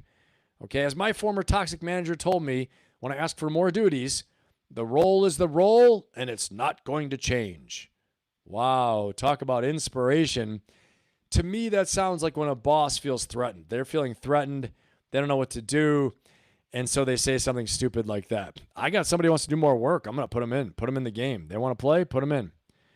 Yep. Lisa Jones tried to micromanage something she wasn't well-versed in. To this day, I think she was intimidated. 100%. Lady Ann, what happens with female bosses more often, I find. Interesting, Lady Ann. Yeah, maybe so. I'm not sure. Okay, guys, let's go to the next one. They act differently around their own managers. Sounds like Elizabeth Holmes changing her voice. While calling someone two-faced might feel a bit high school, might feel a bit high school. Okay, Renee says it's an accurate description and common behavior of toxic bosses. Crazy. Two-faced. They tend to act differently based on who's observing them. Very interesting. Have you guys ever seen this? Give me a 1 if you've seen a boss act two-faced. They behave differently depending on who's observing them. Give me a 1 with give me a 1 with a T for a 2. 1T. I'm going to put it down here because I've seen it too. I've seen this. 1T. If I'm going to try it again. Oh, look at what I just did. I'm typing it on my phone and then I typed it through my computer. Makes no sense. 1T. I've seen it. Two-faced. Crazy. Pumpkin McSpicy's seen it. I've seen it. Okay? Two-faced. I've seen it 100%. Where they might act like really stiff and tough with you and strong. And then all of a sudden, with someone else, they might be intimidated by it. They're like, hey, jokey. And it's someone on your level, right? But because you're the good performer, you're respectful, you're switched on, doing the right thing, they feel like, well, they don't have to put on a performance for you. And then there's another person who maybe is the charismatic malcontent. Maybe there's somebody who has a little bit of a behavior problem even, right? And so they act a little more loosey-goosey because they don't know what to do with them. They're scared of them, intimidated. It's weird, man. I've seen it. Okay? Becky, I'm giving a 1 with an HD for Harvey Dent. Someone will get that reference. I don't know. I have to look it up. Okay, have had some. Yeah, the real buddy. They want to be a real buddy. Yeah, they'll have some that get mad that you won't be their buddy. I hear you there. That's interesting. Really crazy, actually, right? Yeah, and I know, Ruby, you lose respect for him. You do, for sure, right? Juan Wick, what's up, man? Good, I'm glad you're back. Lunch break. Yeah. Yeah, you lose respect for him, for sure. Matt Burns seen it. Juan Wick has seen it. Mark has seen it. Lisa's seen it. Harvey Dent, I have to look that up. Have had some, they get mad, I won't be their buddy. John has seen it. Juan Wick, squared. Phoenix Flying, when I was a leader, I always tried to motivate, compliment, encourage. Positivity motivates more than criticism, 100%. You catch more flies with honey than you do vinegar. Lots of encouragement versus constant criticism. That's good. Oh, Batman. Yeah. Okay, Harvey Dent. That's right. Okay. Now I know. Yes. Lead by example. That's right. Batman villain. Got it. Oh, no. I'm sorry, Becky. Our own personal Batman didn't get my Batman references. I know. That is sad. Phoenix and Juan. That right there. I'm not your damn buddy. I love it. Let's keep going. I think I've touched a nerve on this. This is good. All right. Number 5, they make you feel insecure. Huge. This is a big one. According to the U.S. Surgeon General's 2022 Workplace Mental Health and Wellbeing Report, creating the conditions for physical and psychological safety is a critical foundation for ensuring workplace mental health and well-being. Toxic bosses diminish your sense of belonging and connection to the organization. All right, let's see. Give me that one eye. Give me a one eye if you've been in the workplace and felt insecure. Okay, they make you feel funny about yourself. You feel like you don't feel your confidence. They criticize everything so much, they make you feel like you don't know if you're standing on solid ground. You just don't know. It's like a Game of Thrones atmosphere. It's political. It's two-faced. You start doubting yourself. You're doubting your work. Guys, I hear you, man. If you've seen it, I've seen it. Okay? I've seen it. And if you're a leader, don't be this guy or girl. Don't be this person. Ruby, hug for everyone in the chat. We're trauma bonding tonight. Yes, we are. Big hug. Hugs all the way around. Everybody put a hug chat. Put a little hug emoji in the chat right now for everybody. That's a great idea. I'm going to try and find the emoji. I don't know, sometimes it's really hard to find these damn emojis in here. I'm going to do my best, though, guys. I'm going to do my best to find a hug emoji. I think this is it. I think that, now this is a melting emoji. It's the wrong one. Hold on. I'm going to find it. I can't find it yet. You guys could beat me to the punch. All right, I can't find the hugging emoji. I thought it was in here. Is that what it is? Okay, it's that blue thing? You guys got that blue thing. That's it? Hugging like that? I can't find that either. Where are you guys finding this? What do I get? I can't find that. Okay, I don't know, guys. I got to find it. I'm giving this one. This is the one we get. That's my hug. That's my hug right there. Insecure about my place, but never my knowledge. That's awesome. That's good. Everybody's got the hug in there except for Ben, who can't find it. Except for me. Yeah, it's unfortunate that so many of us have felt that insecurity in the workplace. That is nuts, man. Honestly, So remember this, as a leader, of any team, I don't care if it's a youth sports team, it's a fire team, it's 3 or 4 people you're in charge of. You're a leader as a peer. You're not the formal leader, but you're a peer leader in a group. Don't make people insecure, okay? People feel insecure when they don't feel valued. They feel like their work is criticized. They are personally criticized. They can't tell where they stand. They don't know where they stand. It's not clear, okay? This isn't saying you can't coach someone and tell them that, hey, this work isn't good. You have to get better. That's fine. Let them know where they stand. But also see the good in people and help them. Create a roadmap to get better. These are all so important, okay? Remember, the uncertainty and the rumination says it right here, that a toxic boss brings is hugely draining to any individual on the receiving end. Next, 6, they have unreasonable expectations. Unreasonable expectations. Once, when my team was feeling burnt out from high volume output, we were expected to hit every day. We raised our concern in a team meeting. Our manager's response? A lot of other companies have an even higher output than us. Toxic bosses are often inflexible about their expectations and demand an extreme workload, fast turnarounds, and weekend Slack responses. That's nuts. Guys, I'll tell you this, okay? I once coached a boss, a CEO and founder, who was going cuckoo. Very elite team, very successful company, and looked at me one time. They were so frustrated with their team and work not being done the way they wanted to, work not being done on time, people not taking initiative. I was looking, I saw the opposite. I saw people working. I saw people, doing initiative. I just didn't see the training. I didn't see the standardized communication. I didn't see laying out task, purpose, and standard every time when you're talking to someone. What I saw, though, was a boss who looked at me and said, they should answer their text at 10 at night. I said, why do you think that? Now, what I wanted to jump through my phone and say, are you nuts? I said, tell me why you think that. And they said, well, I'm working at 10 or 11 at night. Why shouldn't they be? And I looked at them calmly. I said, well, I understand what you're saying. I said, I understand your question, but they aren't the owner of the company. Do they get paid as high as you? And they said, no. I said, do you get the lion's share of compensation for all the clients and customers and products and services? Yes, of course I do. I said, so, why would you expect them to be 24/7 like you? And they said, well, that's because it's a privilege to work here. I said, okay, well, I understand that. I said, but, you can't drive employees into the ground, especially elite employees. They will leave and they'll go somewhere else. And sure enough, they were losing people. I've seen it many times, okay? Many times. As I coach people, I coach founders and owners, executives, help them turn their companies around, help them with their leadership of their company. Because here's the thing. If you're a founder of an owner of a company, or you're an executive, or you're a manager, and you have some type of hiring and firing authority, you're bringing people in, training them, keeping them, or firing them, getting rid of them. You have some authorities to do this, some ability to do this.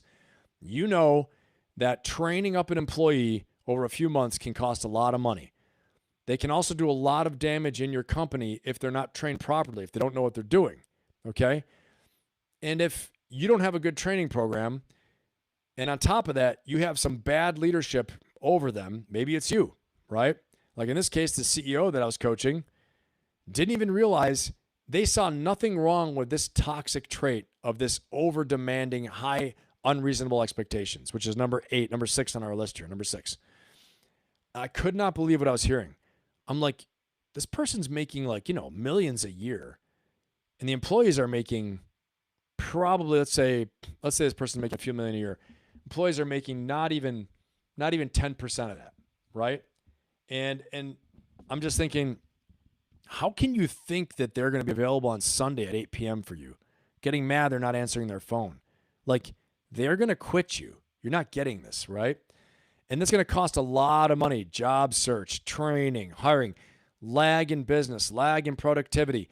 Not to mention the business they might take with them, the damage they can cause on the way out the door, the damage they'll cause inside the business, while for a few months they're basically flipping you the bird, the middle finger, being like, yeah, I'm not doing anything anymore because you're a jerk. Okay? So crazy, crazy stuff. Guys, give me a 1 in the chat if you've seen this wacky leader who is way too demanding. Way too demanding. Tell me this. Give me a 1 in the chat if you have seen this crazy, wacky leader, okay, who's way too demanding, asking you to work on weekends, okay, when you're not a Marine, right? Or, or even if you are, going beyond that, calling you when you're on leave, calling you when you're supposed to be off, when there's no reason to. It's not a crisis, not an emergency. Or, in their mind, everything is a crisis. Give me a 1 in the chat, okay? Let's see here. Bad leadership don't like me because I call them on their bullshit. Amen to that, Juan Wick. Oh, boy, she berated me in front of my team. Then when I gave her proof, she was wrong. Zero apology. That's a true sign of a bad leader, a toxic leader right there. There should have been an apology. She should have made things right. She just dipped trust, Lisa Jones. That's right. Thanks, Lady Ann. Phoenix, we need to applaud Ben for being so good at following his points. Hey, thank you. Appreciate that, Phoenix. And paying attention to the chat. It's not easy and he does so well. Thank you so much. It's taken a little while to get better at this, but I appreciate that. Thank you, Phoenix. Means a lot. Much appreciated. Yep. Thank you. Juan Wick, working in the county jail during COVID, exposed all the bad leadership and drives great employees away. 100% Juan Wick, I can imagine. Leaders who have to flex. Let me get here. Leaders who have to flex are simply insecure. You're right, Phoenix. Let's see here. Mark, Juan, COVID was such a bad time for criminal justice employees, I'm sure. Okay. Juan Wick, bad leaders got shot in Vietnam, so so I read. Very true. No, very true. I heard that too.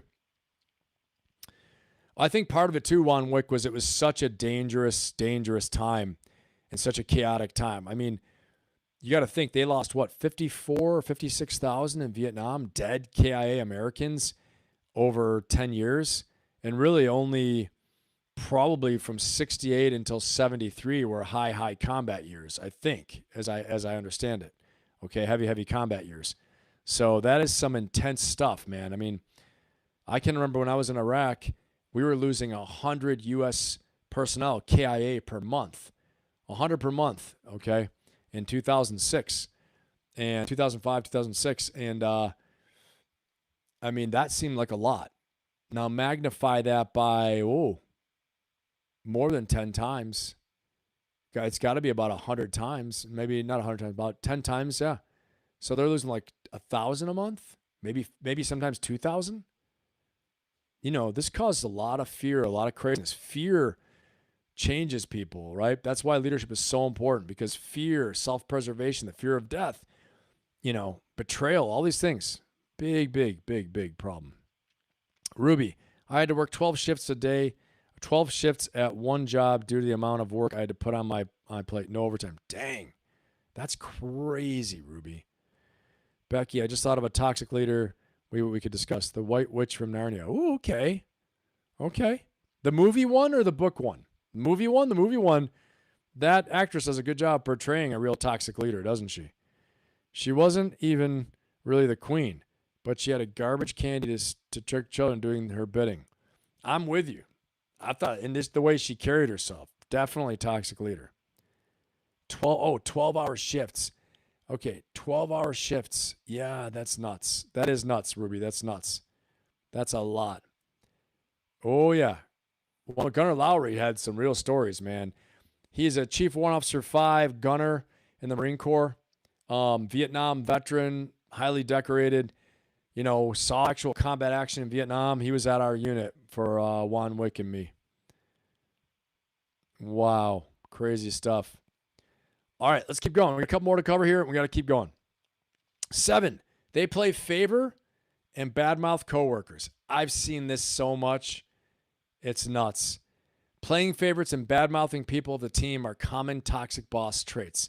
Now, I will say, in the good leaders, I never saw this once. Okay? But I have seen it. I have seen it in a toxic leader where they would badmouth others. Okay? Badmouth coworkers, badmouth up the chain, badmouth down the chain, badmouth sideways. And they did it in a way so that you would think like it's not really happening. But then you realize, no, they're really saying bad things. They'd be like, well, hey, let's, just, between us, this is happening. And then really telling a story, I'm like, what in the world's going on right now? This isn't right. Again, betrayal of what's right? Playing favorites and bad-mouthing people of the team are common toxic boss traits. This can be discouraging because their decisions won't be based on performance, but who they like more or have a closer relationship with. Okay, talking about coworkers behind their back can create conflict within the team, spark rivalry and competition, resulting in a toxic working environment. Guys, give me the one in the chat if you have seen this type of activity. Let's say, give me a 1B for bad-mouthing coworkers, okay? Playing favorites, I'm going to put it in here now myself. A 1, playing favorites, FB, 1 FB, playing favorites and bad-mouthing coworkers. I'm putting it in there. A 1 FB. Put it at 1 FB in the chat, Foxtrot Bravo, if you have seen this before, okay? Where a toxic leader is bad-mouthing people and they're, playing favorites. Pumpkin's seen it. Oh, yeah. And guys, if you haven't voted in our poll yet, please vote in the poll. Don't forget to like, subscribe, and share. We got 20 votes. Worst traits of the worst boss you ever had. 1, stole the credit and blamed others. 2, made you dread coming to work. 3, bad ego, no integrity, two-faced. Okay, if you haven't voted in our poll yet, go ahead and vote in the poll. We got a lot of stuff here to talk about. I'm about to launch a new poll in a minute. And number 8, they give negative feedback in public. Lisa Jones just pointed this out, right? Remember always the golden rule for leadership: praise in public, reprimand in private. I'll say it again: praise in public, reprimand in private. Typically, good bosses give negative feedback privately. On the other hand, some toxic bosses will do it publicly in front of your team, your coworkers. This can be demoralizing and humiliating, especially if they say something demeaning or rude. Guys, they do this as a power play. And I want you to remember, if this has happened to you, it does not make it okay. Don't learn from the bad examples. Don't become the bad example you don't want to be. I'm seeing a lot of 1FBs here, okay? Gosh, 1FB, Pumpkin's seen it. Matt Burns got it. Jonathan's got it. Phoenix Flying's got it. Ruby's got it. Lisa Jones has got it. Lady Ann's seen it. Matt Burns seen it. Lady Ann. John's seen it. Mark's got it. All right, Juan Wick. Hey, thank you so much, Juan Wick. Big round of applause for Juan Wick. I appreciate you, brother. Thank you so much, man. Appreciate your support. Put those emoji hands together for Juan Wick. Appreciate you, brother. Thanks, man. I appreciate you. I still remember our good old times out there in 29 pounds, brother. Thank you so much, man. It means a lot. Put those emoji hands together, everybody. Fire it up.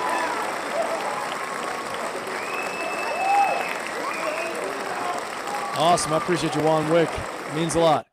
He is a friend of the Ben Pappas channel. Awesome. Woo! Fire it up, baby. All right, guys. We're going on to our next one here.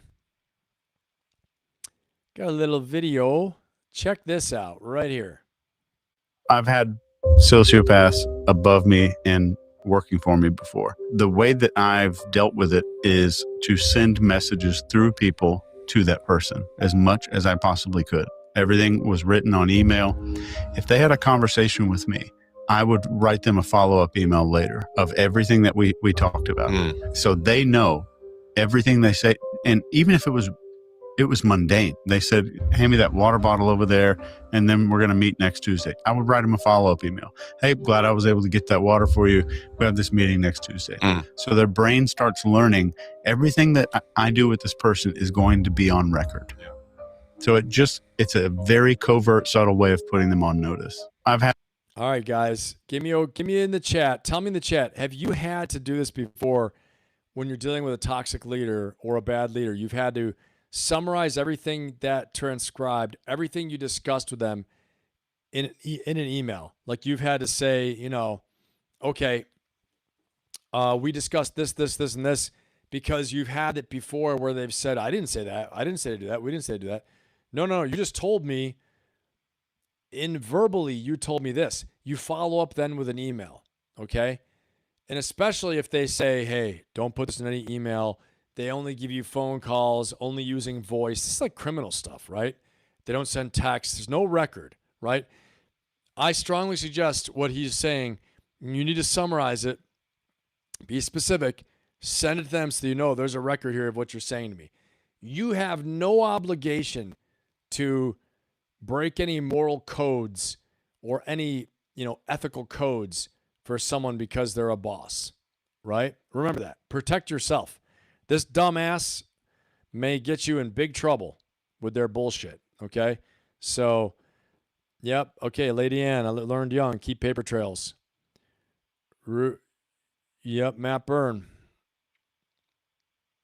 Oh, the Yucca Valley Drive-In. I remember there's something like that out there. I can't remember, but I remember Santana's es muy bueno. I know Juan Wick remembers that. Santana's es muy bueno. Best burritos in the country. Probably the worst burritos on the planet for you, too. But California burrito and Santana's es muy bueno with the broken sign that had a hole in it. Juan Wick will know exactly what I'm talking about. Maybe other guys do, too. But I remember them. All right, we're going to end our poll. 20 votes only. We've got the best, number one, 45% winner is big ego, no integrity, two-faced. Okay, but there are all the other ones there too. And Lisa Jones, I hope you put that back in there. I saw you giving us some good info. That was pretty good. I'm going to start a new poll. Here comes the new poll. Let me see. What is the new poll going to be? Okay. What toxic ship trait? Okay, what toxic? You remember one, Wick. Toxic leadership trait is the worst.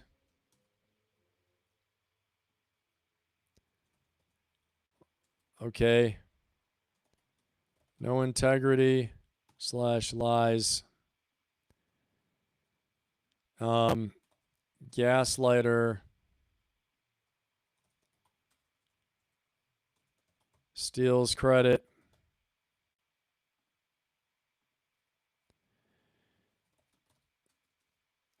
Incompetent, and I'll say vindictive.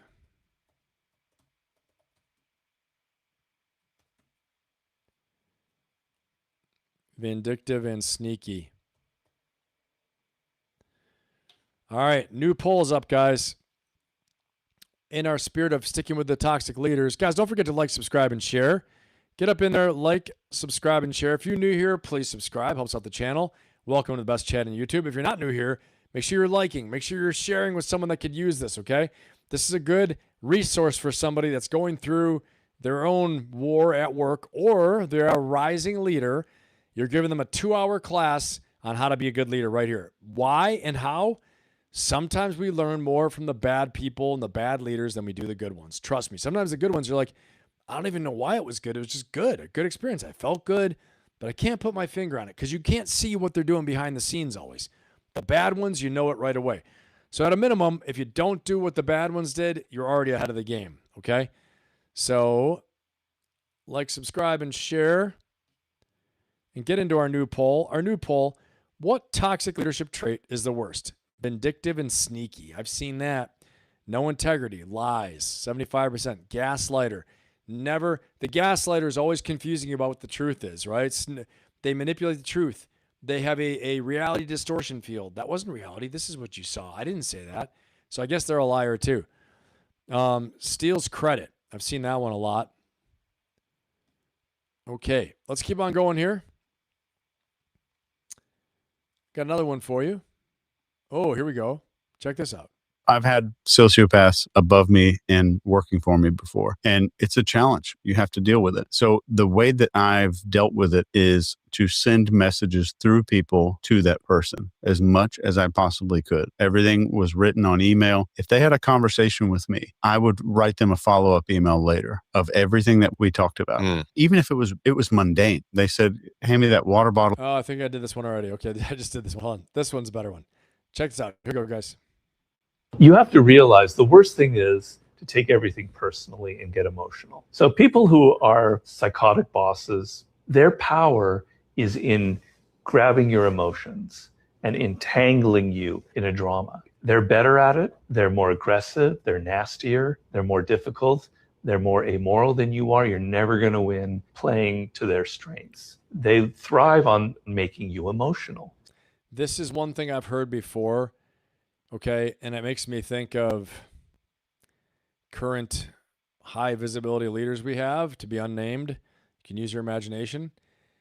That, you know, people who play hardball, like this guy who's written the book on power. He's written Seduction, The Art of Power, The Art of Seduction.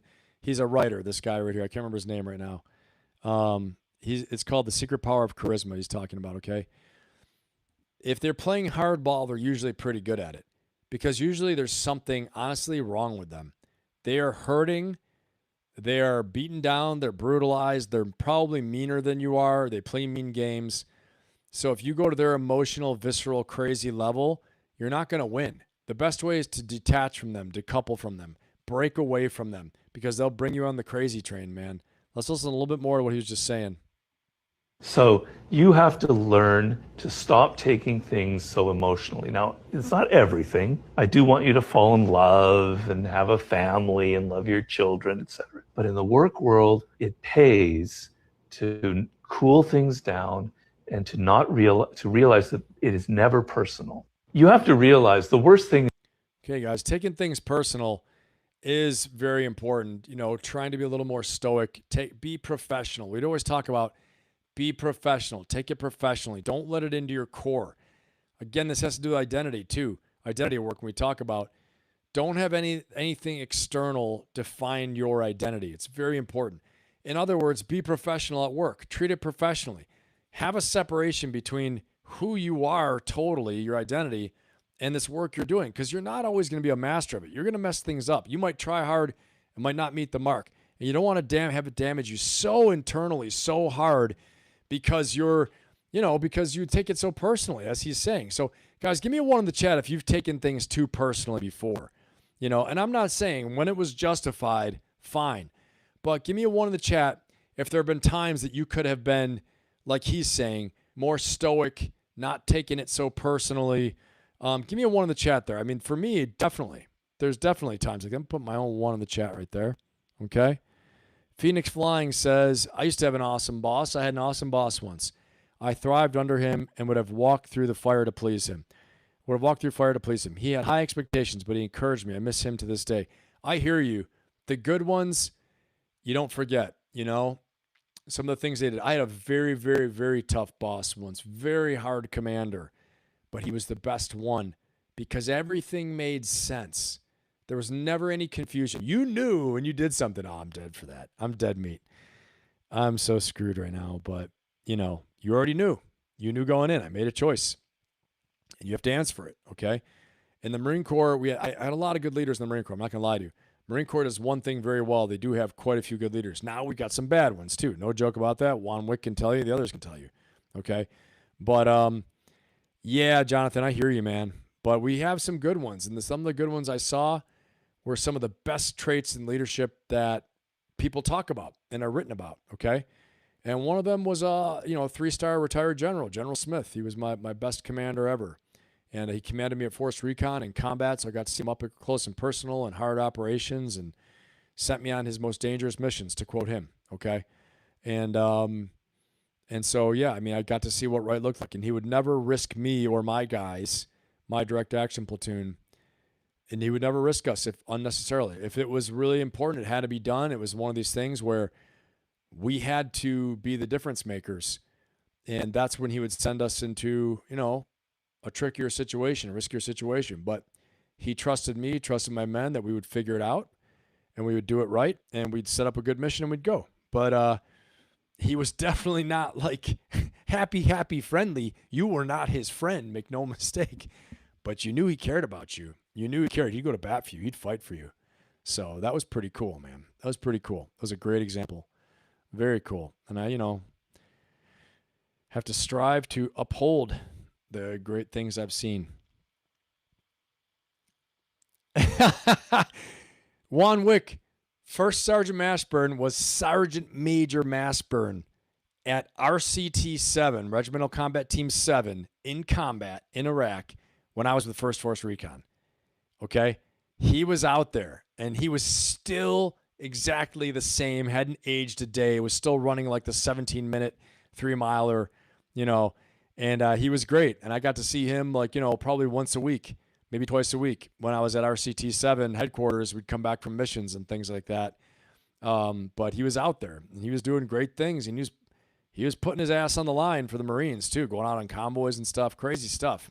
So still the same dude. That's hilarious though.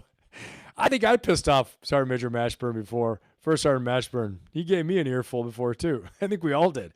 But that's the sign of a good NCO, a good senior staff NCO, right? He's the standard holder.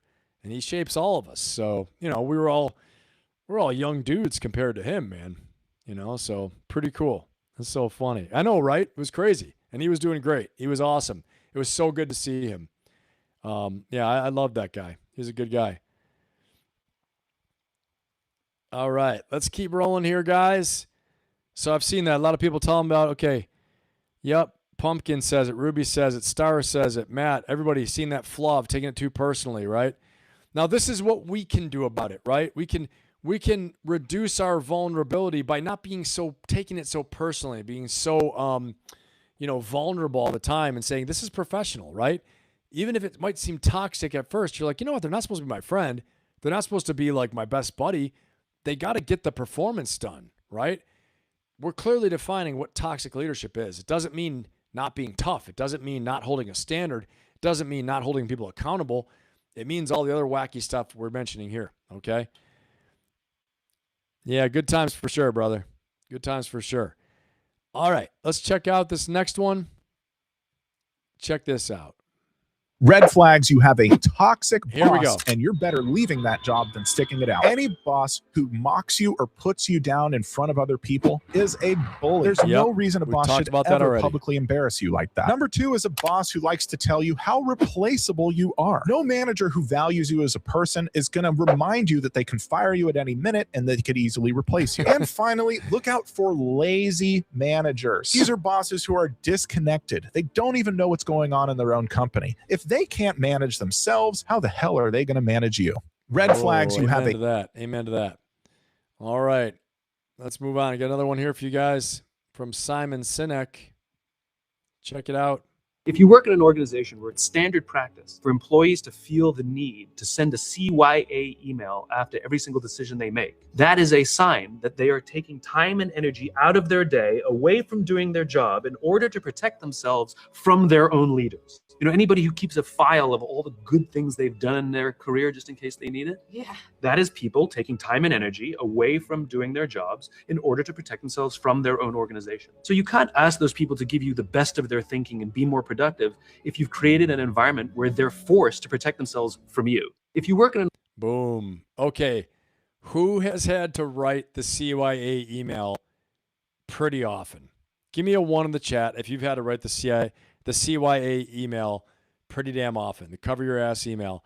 And also write down a list of all the good things you've been doing all the time.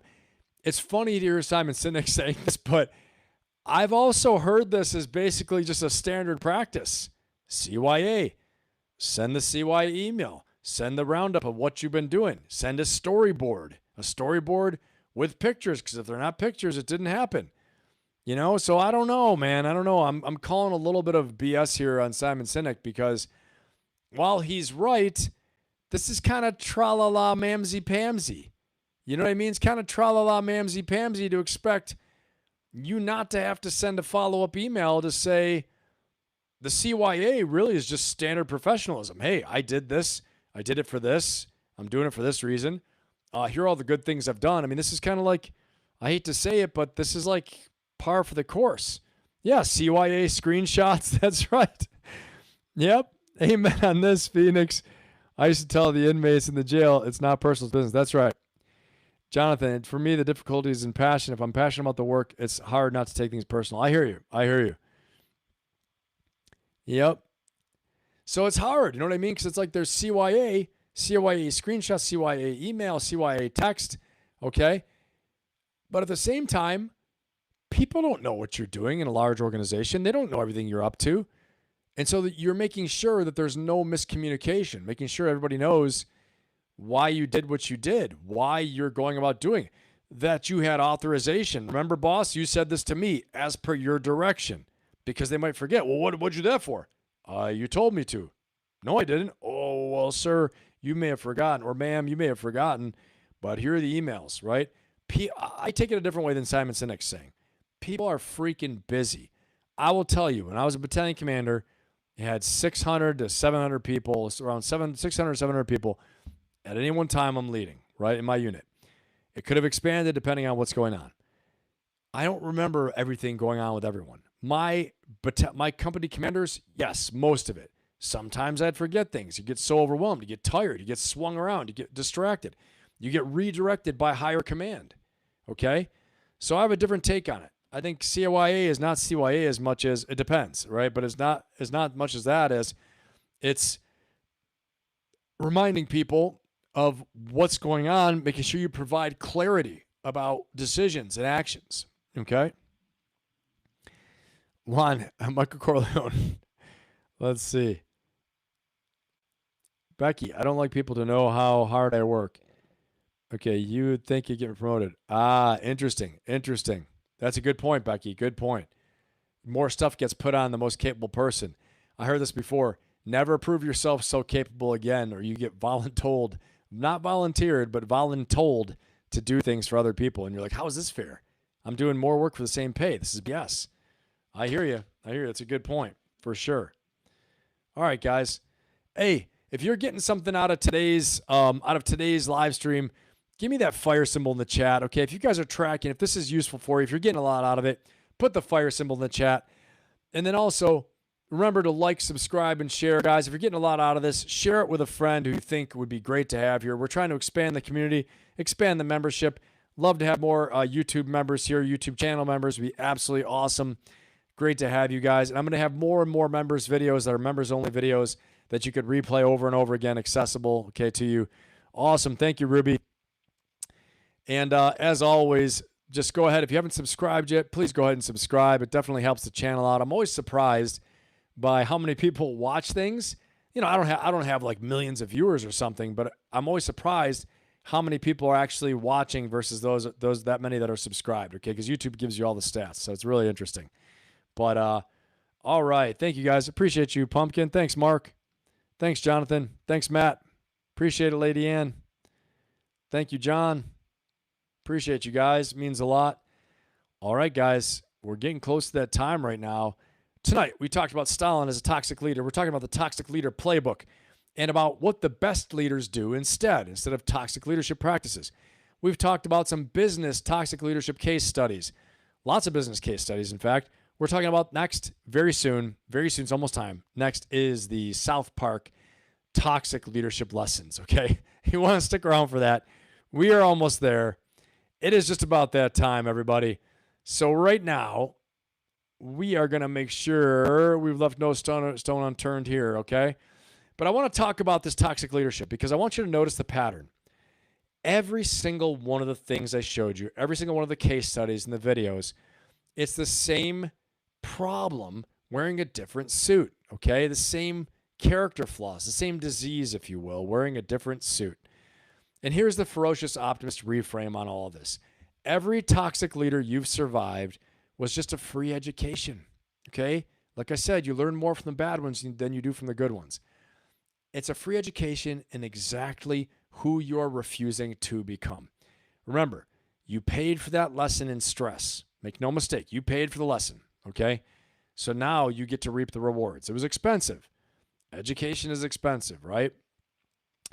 Now, let's go ahead and let's collect on that, okay? Because it's time to laugh about it. We're going to go into our leadership lessons of South Park here really fast. But one quick one before the comedy. Earlier, I told you guys about the inner circle, the full system, the mastermind, all of it. And some of you are ready for that. I'd love to have you in there, okay? But I know some of you are thinking, Ben, I just want to get started, okay?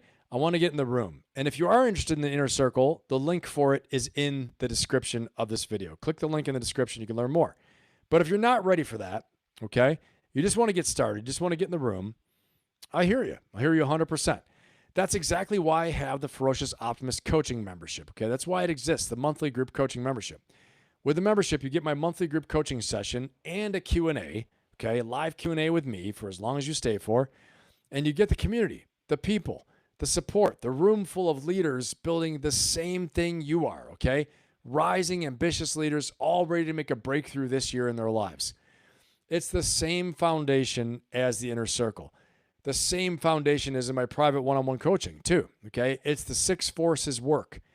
It's just once a month live. The difference is the once a month live session instead of the full inner circle mastermind schedule. It's the simplest way to stop watching from the outside and actually get in, okay? So wherever you are, the membership, okay? Wherever you are, the membership is the way to get started. It's the way to get in. The inner circle is the way to go all in. If you're ready for that, the link is in the description. If you're ready for the membership, click the link in the chat right now. It's the pinned comment in the chat. Both the links are in the description as well too. The Ferocious Optimist membership link is right now inside the chat. You can click that as well too. Check it out, all right? I'd love to have you in there. Pick your level. Pick what you want to do, but just get in the room. Get the full accountability of having that powerful, ambitious, supportive group of people all around you. Get the clarity, get the confidence, become a more decisive leader. Find your spark again. Break free, break through, break out in your life this year, okay?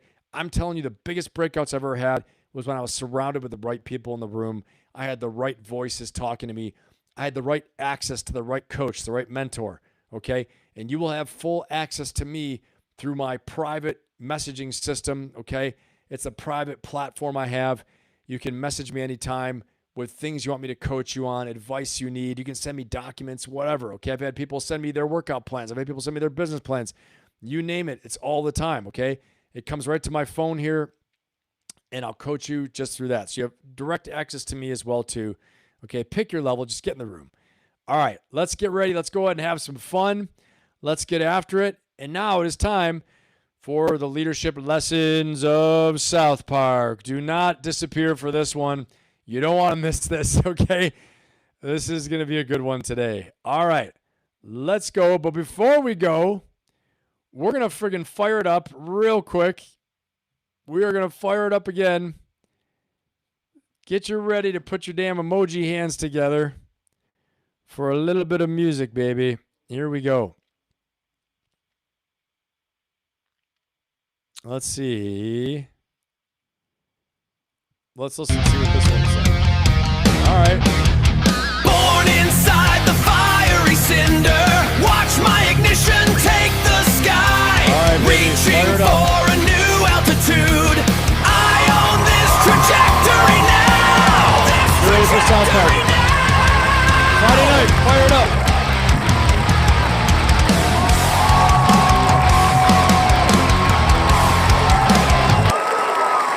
All right, we're ready. Got some stories carved into my bones. Hey, from 1,000 miles of gravel roads. This engine hums a freedom tune. It is Friday. Beneath a big old southern moon. We're running free. Yeah, wild and free. We're running free. That's how it's meant to be. Alright, put that emoji hands together, baby. We're ready to fire this thing up right now. Alrighty. Here we go. Paul's up in here. What's going on, Paul? I hope you guys are fired up. I hope you guys are fired up. We're ready to do it. We're ready to get in here. We might even play multiple versions of this. We might play some more music in a minute here. Keep the party going. It is Friday. It's damn Friday. Let's hear this. Now, in keeping with the toxic leaders tradition, Let's watch this. Yeah, you're the one who always plugs up the toilet at our house. I'm a cop, and you will respect my authority. Yeah, right. You better get back to school, little boy. Oh, get your ass to jail. Yeah, you're the one who always plugs up the toilet at our house. All right, talking about toxic leaders. There's Cartman as a toxic leader, pretending to be a cop and abusing his power. And this is exactly what we're talking about. So you've all seen abuses of power, but give me a 1 in the chat if you've seen an abuse of power from that toxic leader who took it too far. Just give me a damn 1 in the chat there. If you've seen like a Cartman, like really too far, where you're like, this guy is nuts. This girl's nuts. I'm going to put my own in here, okay? Because that does remind me of a situation where you're like, wait a second, like you're just this. And they're freaking out because they get a little bit of power and they lose their damn minds, okay? So, Mark, you've seen it. That's crazy. I've seen it. I think we've seen it maybe when somebody first becomes a second lieutenant, someone first becomes an NCO, someone first becomes anything, a manager. And I remember, who's seen the regular show? Have you guys seen the regular show? You got to realize now the comedy section is expanding beyond just South Park. It's now becoming the Ben stand-up show. But have you guys seen the regular show? Give me a 1 in the chat if you've seen the regular show. Okay? I've seen the regular show. I'm putting my own 1 in the chat. All right? And in the regular show, if you remember Benson, he's always like, if you don't do it, you're fired. If you don't do it, you're fired. He never had any coaching, nothing else to say, but you're fired, damn it. See you, Phoenix. Great having you. All right, many of you have seen them. Get some Merle on there. I'd like to. This is all like AI creation music that I've had to create. Yes, Mark's seen it. Ruby's seen it. Matt's seen it. Lady Ann's seen it. Pumpkin's seen it. Mark has seen it again. Lisa Jones. John's seen it. I've seen it. Let's see here. Yep. Crazy, crazy, guys. Crazy, crazy. You've seen that. You've seen it. All right, here we go. Let's go to the next one. Oh, this is a good one right here. Here we go. All I can do right now is put on a brave face and go out there and be their leader. We are screwed.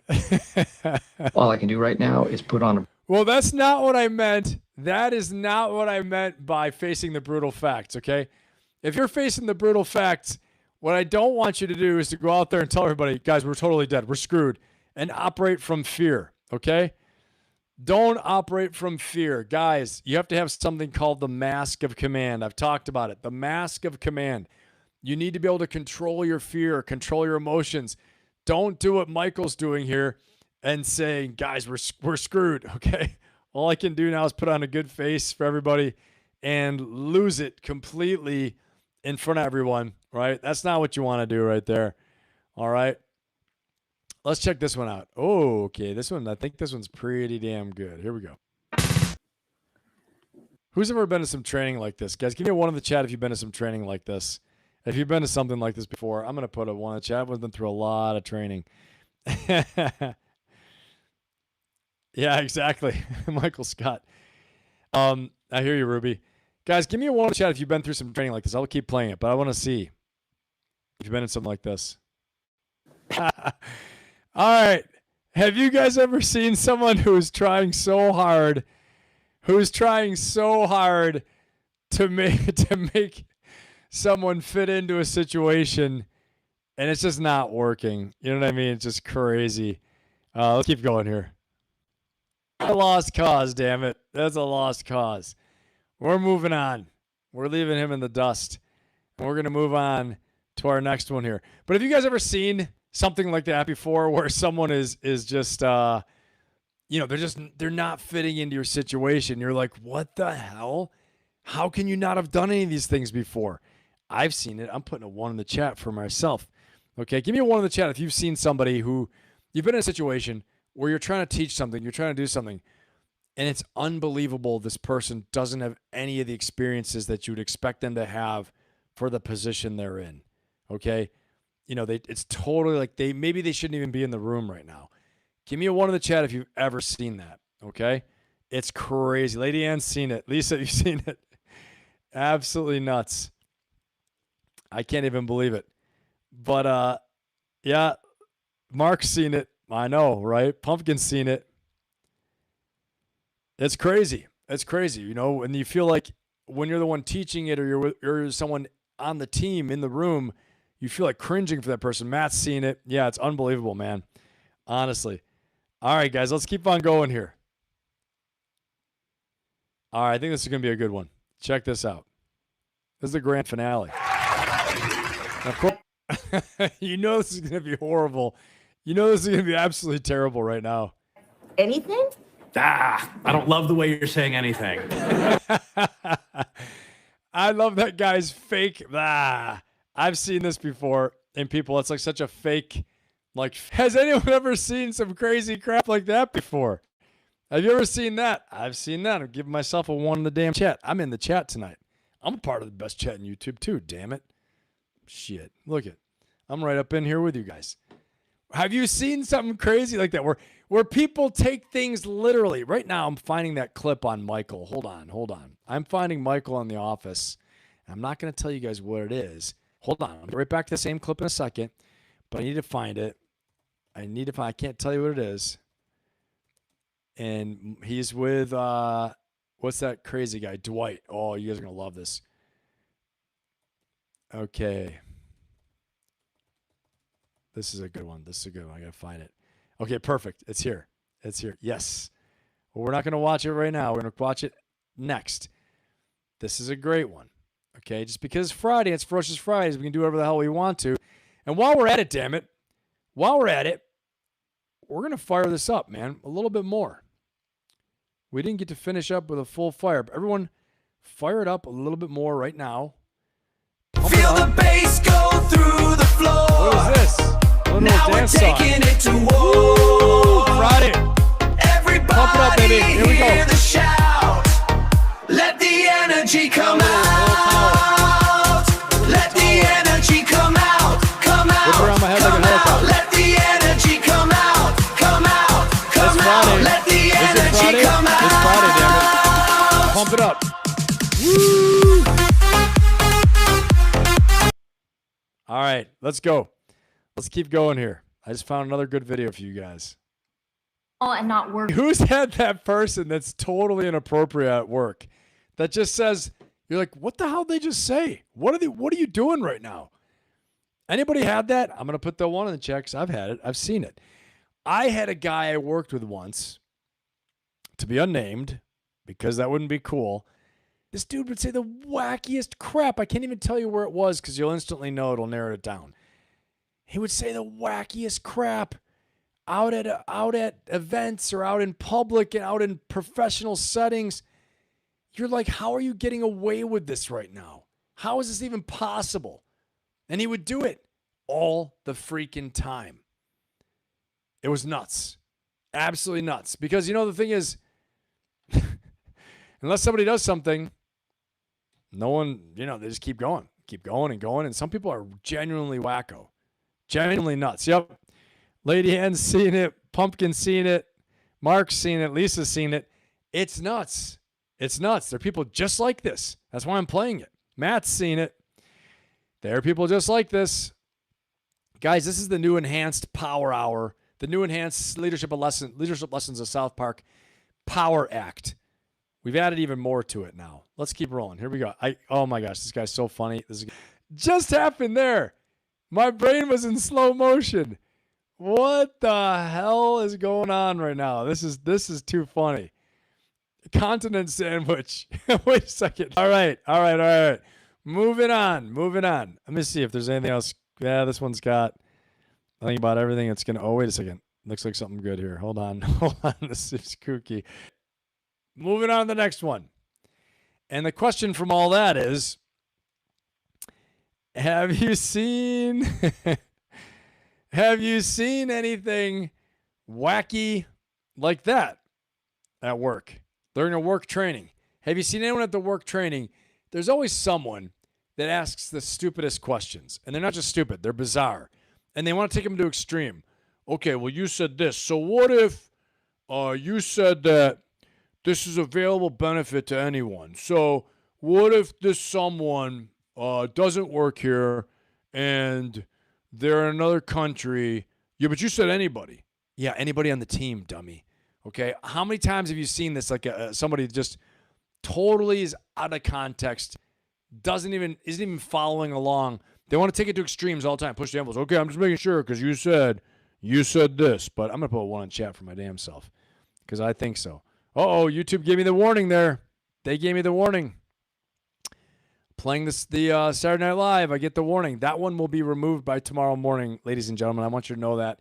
Ferocious Optimist podcast members of the YouTube channel and the best chat in YouTube. That will be never to be seen again. All right, let's go on to this is the new grand finale here with Michael. Let's check this out. I promised you that office clip. Here it is, baby. We're going. Remember this one? You remember this one? Bobby, what's going on, man? Good to have you, brother. Happy birthday, Bobby. Thank you, Ben. I knew you wouldn't forget. Bobby up in here. Everybody, big celebration for Bobby. Bobby, good to have you, man. Happy birthday, Bobby. Bobby, we're gonna get some reactions out of you here. All right, so check this out, Bobby. Right now, we're playing The Office, legendary time. Guys, I'll set the scene for you. This is when the company made Michael use a GPS. Michael didn't want to. Now, you know it's bad when Dwight is the voice of reason. Dwight's telling him, Michael, you got to use the friggin' GPS. And Michael's like, no, I'm not going to use the GPS. And he's like, okay, fine. I'll prove to them the GPS doesn't work. Watch this, okay? Now, you can imagine Dwight being the voice of reason. It's about to get nuts. Who has seen somebody that takes things so literally to prove a point that they do something absolutely so stupid because they're taking it so literally just to prove a point? Number one, I've seen that. Boom. I'm putting a one in the chat. Number two, who has had somebody on their team or someone they've worked with that has been so overly dramatic about the situation, like Dwight right there, that they act like it's life and death. They're, exaggerating everything to make it like, oh, it's heroic. It's so hard. It's so crazy. I'm going to put a one in the chat for myself because I've seen that. Bobby, I know you've seen it. Tom has put me. That's it exactly, man. I'm telling you, dude. That is the Tom. That's the old school Tom. You remember, one time I was driving with the Garmin and I was driving in Italy. And it was going, recalculo, means recalculating. I was driving in freaking circles, lost in Italy, driving around because the damn Garmin was wrong. It was nuts. Yeah, brother, you got to use the plugger. Old school plugger was the best. People don't even know what a real GPS is anymore, Bobby. We tell them global positioning system is from satellites. And they say, no, the cell phone's GPS. And say, no, it's not. It's on cell phone towers. It's not, right? We can fool you. Thank God Bobby's here. Damn it. All right. That was... This is the grand finale.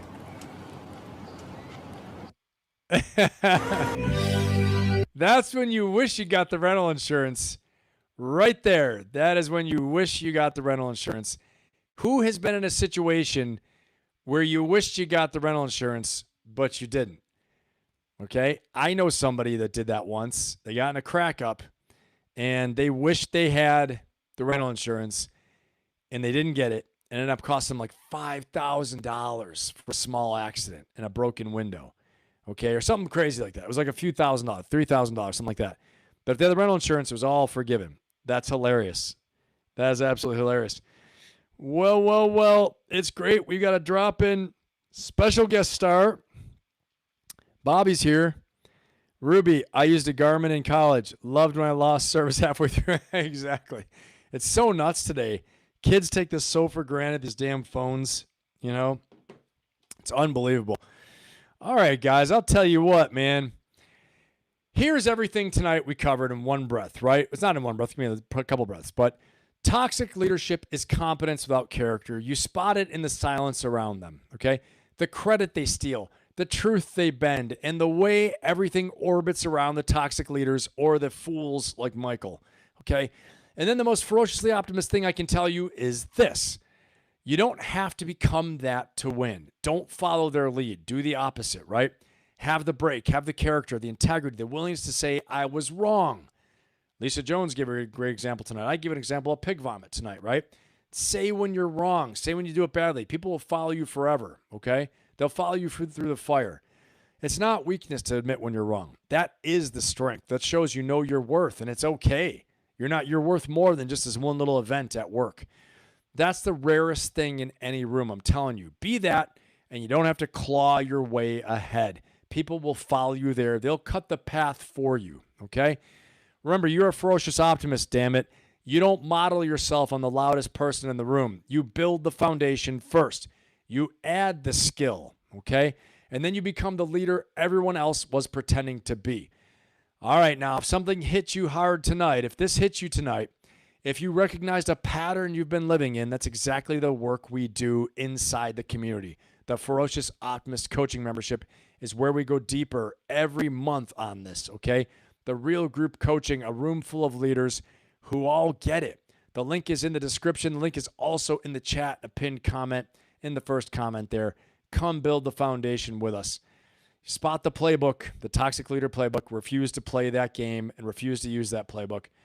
Live on fire. Make yourselves better. Make the world better. Have an amazing, amazing, amazing weekend.